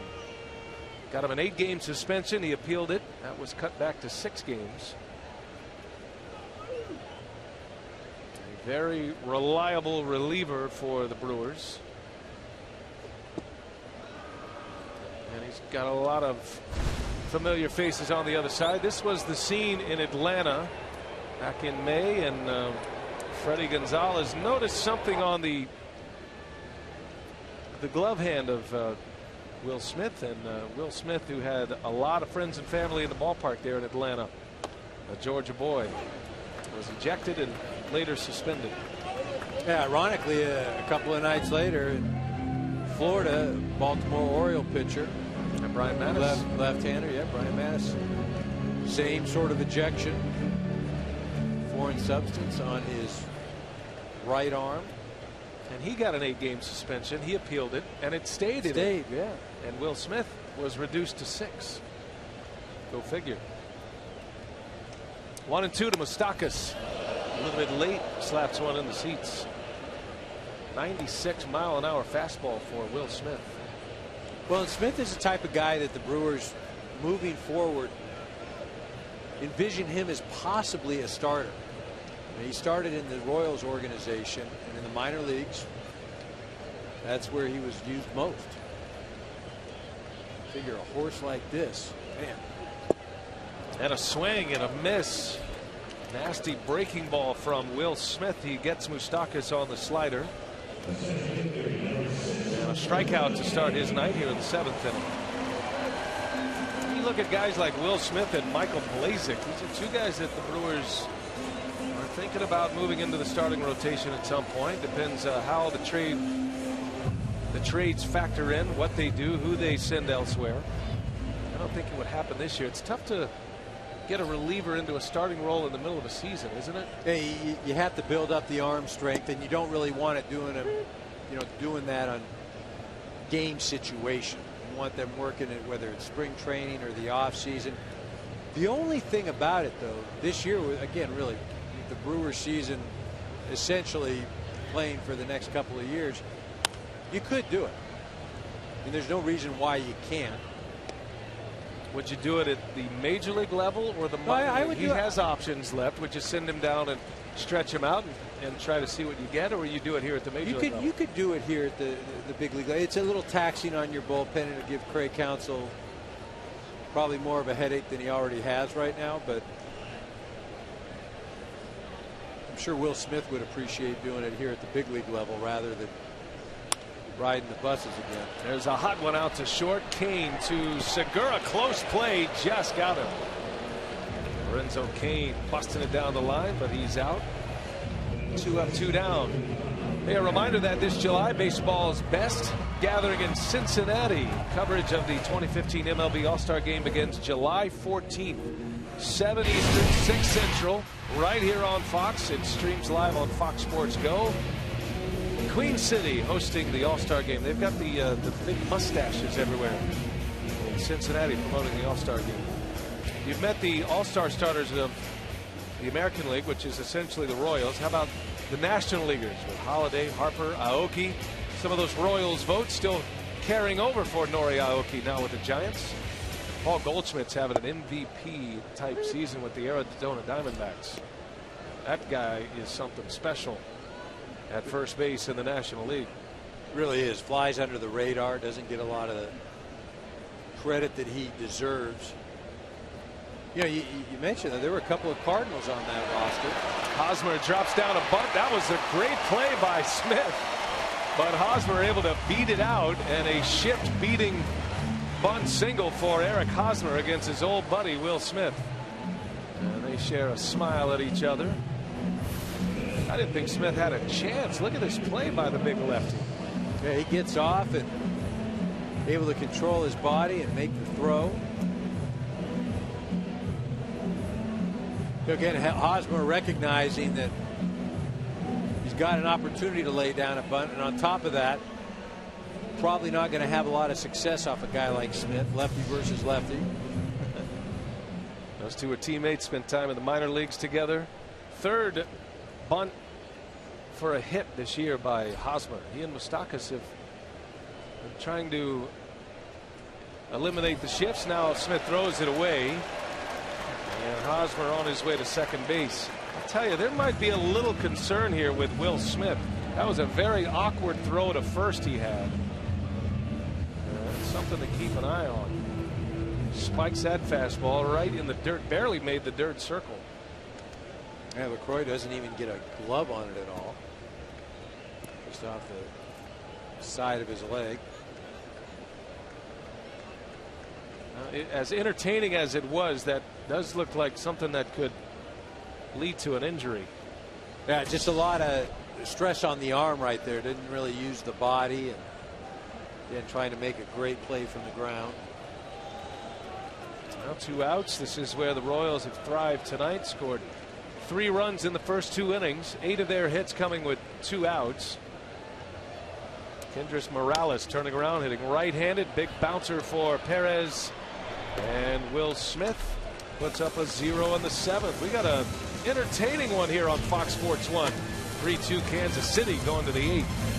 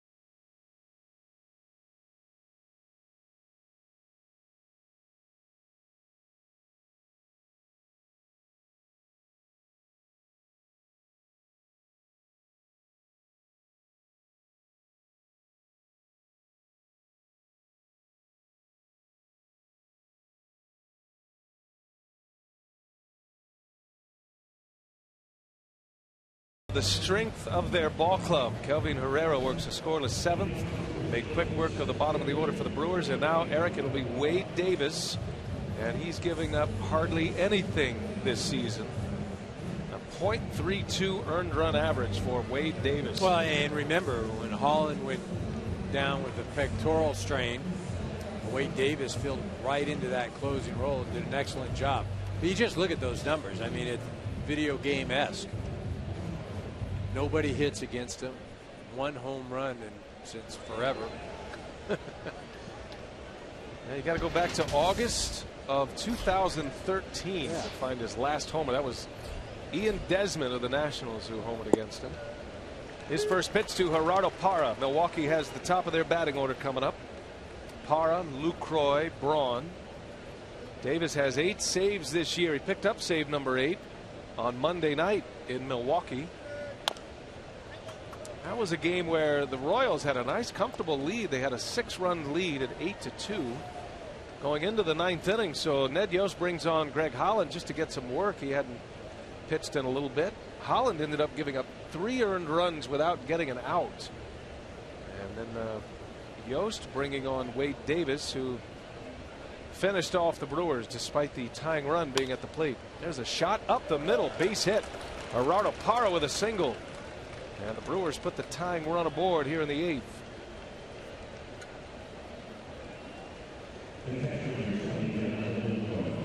Greg Holland beginning to stretch it out. 16 games. Had that injury to the pectoral muscle that cost him earlier this year. So 11 saves and 12 opportunities. Most of that earned run average coming from those 3 earned runs without recording it out in Milwaukee on Monday. Not a safe situation that day. He had only given up 3 earned runs all season leading up to that point.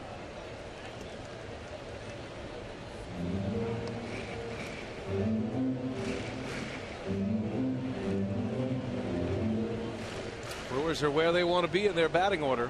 Lucroy at the plate, Ryan Braun to follow.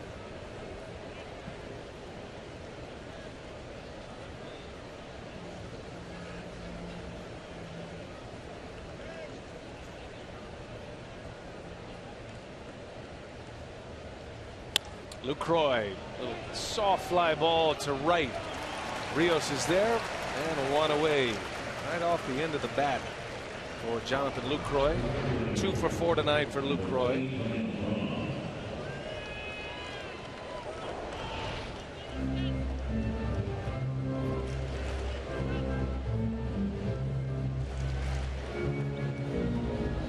Well, the Yankees have extended their lead over the Marlins 9-3 as they go to the 9th, so it is unlikely that Alex Rodriguez will bat again tonight.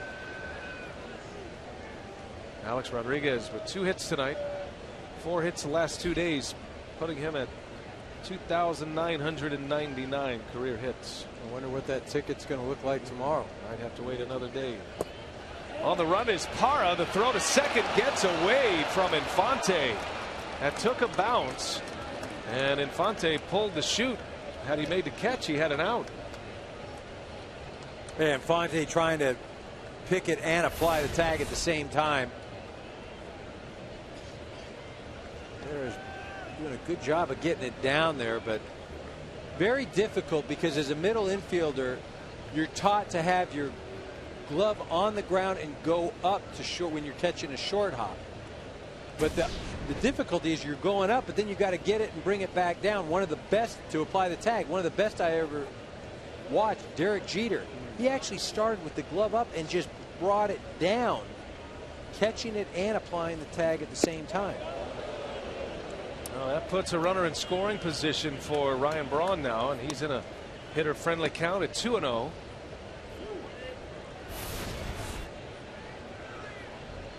That's an off-speed pitch. It just backs up. Now Braun, so far this year, the tighter the situation, the better his batting average. He's actually at his worst with nobody on. Has been very good with runners in scoring position. That is right to Escobar, bobbles, and he's got no chance. Braun runs well. Escobar tried to hurry it, and a rare error by Alcides Escobar sets up the Brewers with runners at first and second and 1 out.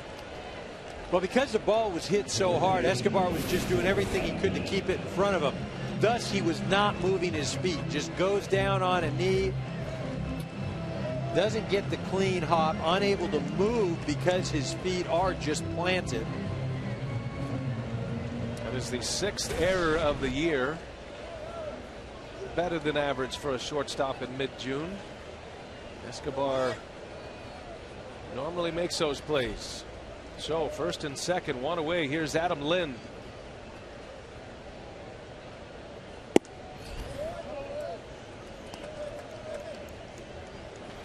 Adam Lind 0 for 3 tonight. Had some good success against Jeremy Guthrie in his career, but not tonight. He's a .327 hitter with runners in scoring position this year.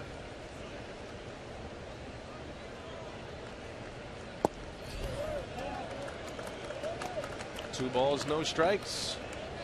Hitters counts against Wade Davis. The head-to-head matchup with Lind and Wade Davis. 6 hits, one of those a home run. Well, the interesting thing for me, in 22 at-bats, only 2 strikeouts. 3 balls, no strikes. So if I'm up at the plate right now, or if I'm Craig Counsell, I'm letting Adam Lind swing here. Again, this might be the best pitch that he gets to hit. This is a guy that can do some damage against one of the best relievers in the game. Tying run at second, go ahead run at first. Lind taking all the way, takes ball 4. The bases are loaded for Milwaukee. And after the error, Davis walks Adam Lind. There'll be no calls to the bullpen at this point. Davis is their 8th inning pitcher, one of the best in the business. He's got him loaded for Aramis Ramirez. No, and Aramis Ramirez, a prime double play candidate. Then you see 1 hit tonight, hitting .211 on the season. Wade Davis has given up 1 earned run this season. That came against the Cleveland Indians on June 2nd. He went through the first 2 months of the season without giving up an earned run. And he's only given up 1. That covers 28 innings. He is on the ropes right here. Bases loaded, full of Brewers. 1 away for Aramis Ramirez. A first pitch swinger. He loves to hack away at the first strike. And Davis misses low. 5 consecutive out of the strike zone for Davis with the bases loaded now. Ramirez had a single in the second. He's 1 for 3 tonight.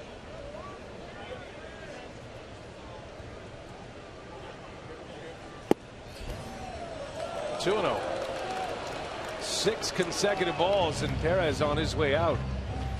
Aramis Ramirez throughout his career has been one of the great bases loaded hitters. 10 career grand slams.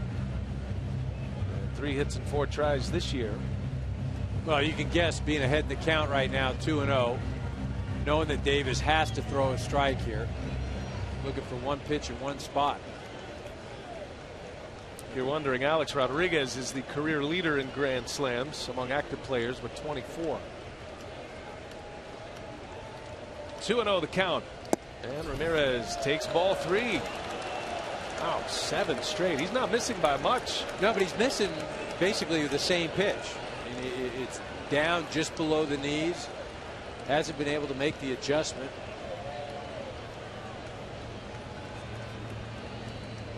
Davis has only walked 10 batters this season. And there's a strike. Took a little off his cruising speed at 95, and he hits the strike zone.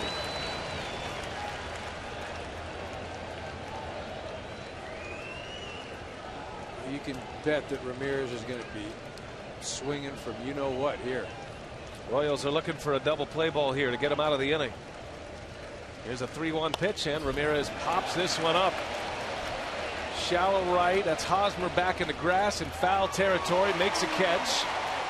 And he fires a strike to keep Parra at third base. So Davis able to come back from 7 consecutive balls. He's an out away from stranding the bases loaded now. That is a huge out for Wade Davis and the Royals. 3-1. He knows he's getting a fastball. Hosmer just flipping it in there. 2 outs now. And here is Scooter Gennett.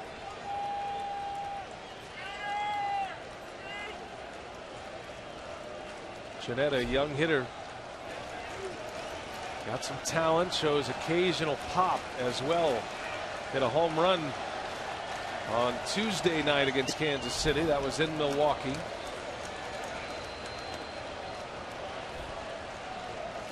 Parra, Braun, Adam Lind on the bases. Parra singled. Braun reached on an error. And Lynn walked. Jeanette's been a hot hitter since coming back up from AAA Colorado Springs.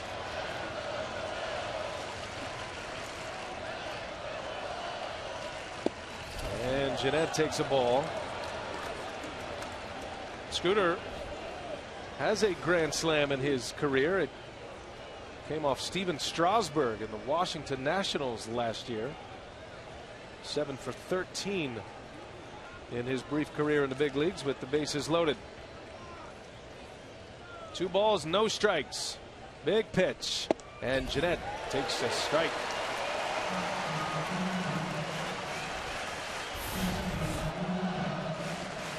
Just a four-seamer, and maybe up a bit, but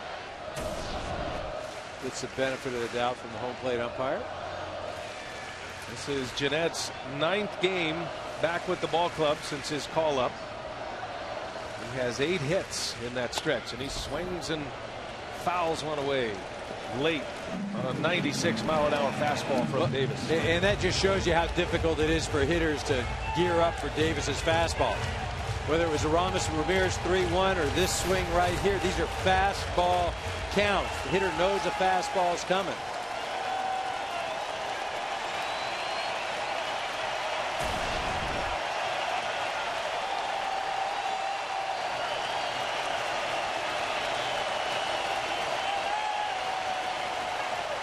Here's a 2-2. Jeanette bounces one foul. Just hung in there.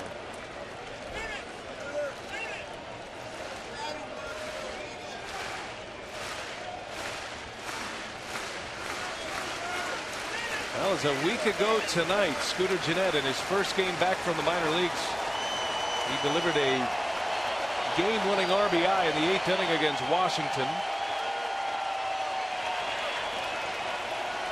That came in the bottom of the 8th. He's batting here in the top of the 8th with the bases loaded. Wade Davis trying to get the Royals to the dugout in the lead. Jeanette hanging in there. Well, I like what Jeanette's doing. He's not going up there with a big hack. He's just trying to shoot something to the left side. Right now he's buying some more pitches, just staying alive. Just wants to put it in play and hope something good happens.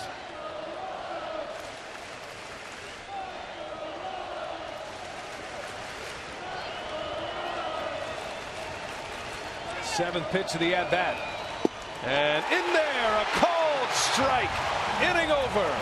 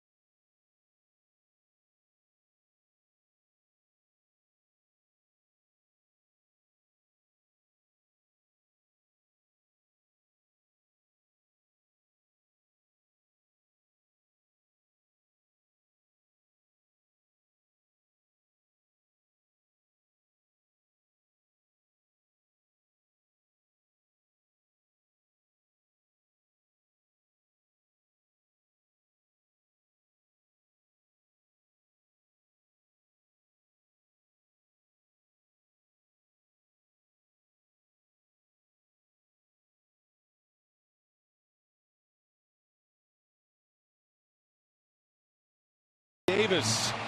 What an effort, though. Bases loaded, one out with a 1-run lead, and he retires Ramirez, and Jeanette punches out Scooter Jeanette to end the inning and get the Royals to the dugout with a lead here in the bottom of the 8th.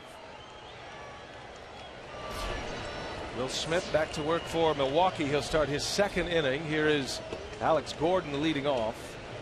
Take you back to the strikeout pitch to end the Brewer half of the 8th. Yeah, fastball, fastball, fastball, and then breaking ball right there. Just not even fair as a hitter up there. Davis, granted, Jeanette and Aramis Ramirez both had an opportunity. Fastballs. Aramis Ramirez 3-1. Scooter had one 2-1. Missed them both. I love that reaction by Salvador Perez as well. This is why this pitching staff loves this guy. I mean, he is in it with you. Look at him. He's pumping the fists. Davis able to keep that scoreless string intact. He's only given up 1 run all year. And walking the tightrope with a 1-run lead. So you got Herrera with a scoreless inning, Davis with a scoreless frame, albeit 3 runners on.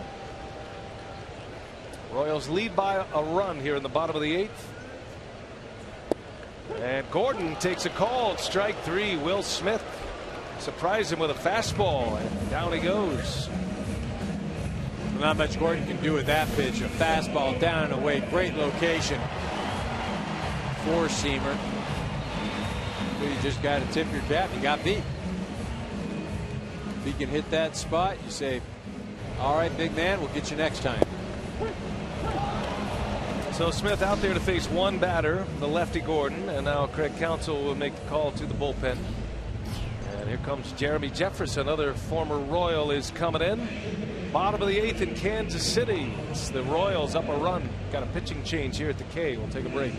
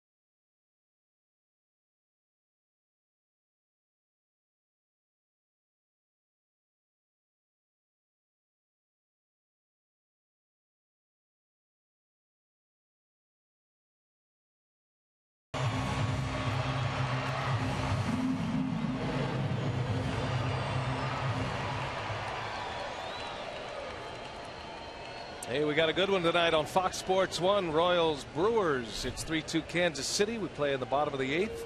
Salvador Perez, the all-star catcher of the Royals, batting with 1 out. Brewers just made a pitching change. Will Smith, a former Royal, is out, and a former Royal is in, Jeremy Jefferson.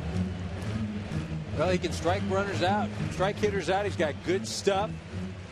You know, coming in here to keep this 1-run deficit. More strikeouts than innings pitched. Power sinker.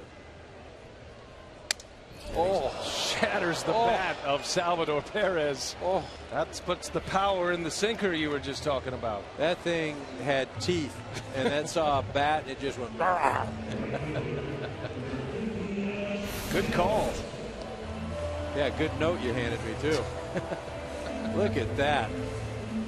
That is the definition of a knuckle buster. That thing had termites written all over it. Saw that wood and just, man, I tell you, as a hitter, that just hurts. I mean, forget the embarrassment. That just hurts. Thank goodness it is a warm night here. Can you imagine if it was a cool night early in the season or late in the season? Yikes. So 2 away. Here is Alex Rios, and he swings at the first pitch. Might have broke his bat. Jeremy Jeffress comes in, makes some lumber out of the Kansas City bats. Last call for the Brewers. We're headed to the 9th. Bottom of the order coming up.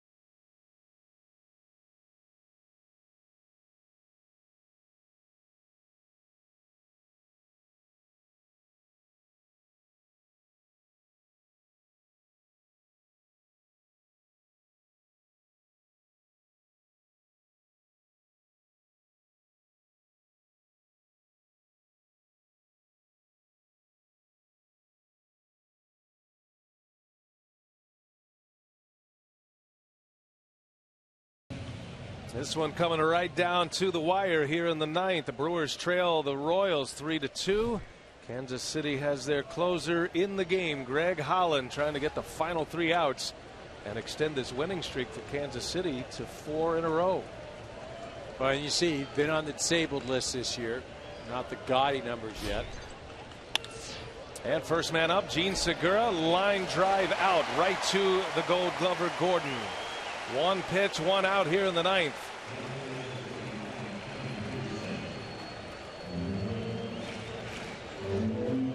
A pectoral injury for Greg Holland, and his fastball is down a tick. It's not in the 96, 97 mile an hour range. He's kind of hovering 93, 94, trying to get his strength back. Yeah, it doesn't have the velocity, and then when you go to the off speed, because there isn't the great differential, not as unhittable. But you see, 92 miles an hour, and that's not what we became accustomed to seeing, especially in that postseason last year. Last time we saw him in this series was on Monday and had a tough night. Gave up 3 earned runs without retiring a batter. Shane Peterson fouls it back. He's down quickly, 0-2.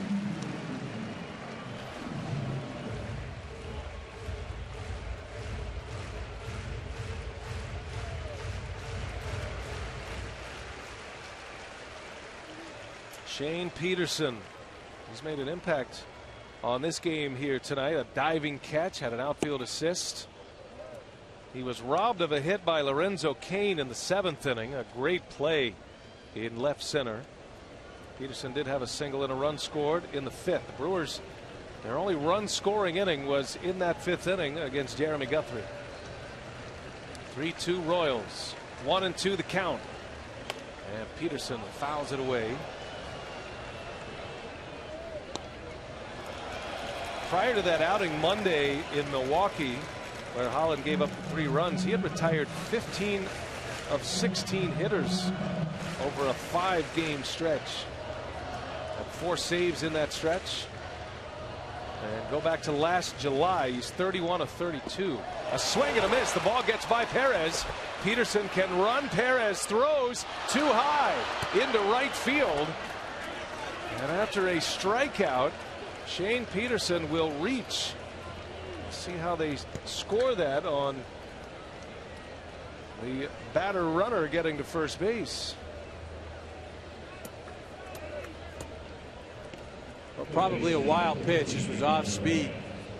Perez not able to keep it in front of him. Again, they do. They scored as a wild pitch. A little cut fastball looked like, right? And I tell you, it's a wild pitch, but that's a play Perez has to make. Well, and it's a play he usually makes. Maybe he'll be the first to tell you that he should have kept that in front.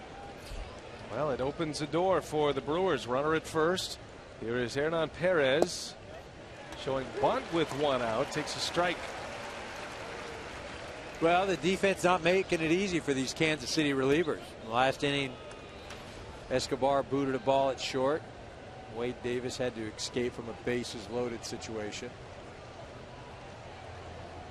Peterson on first because of the wild pitch.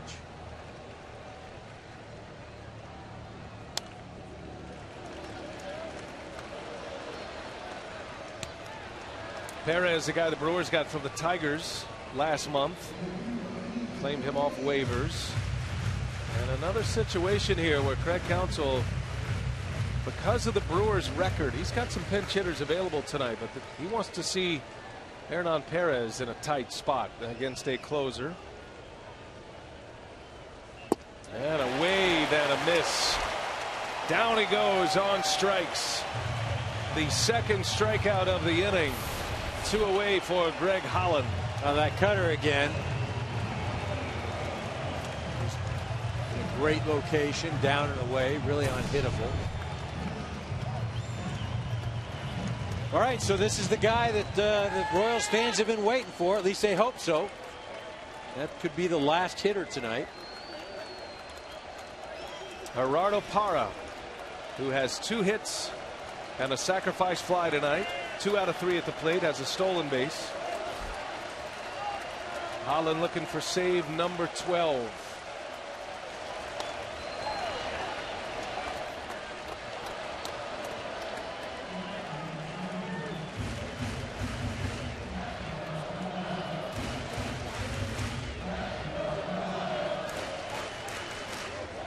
Last year, Greg Holland, 2nd in the American League in saves, had 46 out of 48. Fernando Rodney led the league in saves, but blew 8 of them. Nobody more efficient closing games than Greg Holland a season ago. 47 saves 2 years ago. He has been among the elite. Down and in. 1 ball, 1 strike on Parra. Well, and that's what I think we've become accustomed to, the Kansas City Royal bullpen just throwing up zeros. Nothing's going to happen. We're going to shut you down. So if there's any type of blip, it's like, oh my goodness. But again, still by far the dominant 3 in all of Major League Baseball. Brewers down to their last out. Tying run at first. The speedy Shane Peterson. Outfield is deep. Bouncing ball to Escobar. This should do it. He'll go to the bag. And that is the ball game. That's a win for the Kansas City Royals. And you're looking at the winningest manager in Royals franchise history. Number 411, just past Whitey Herzog. For producer Joe Lavero, our director Steve Kurtenbach, I'm Brian Anderson with Eric Karros. So long from KC. The Royals win again.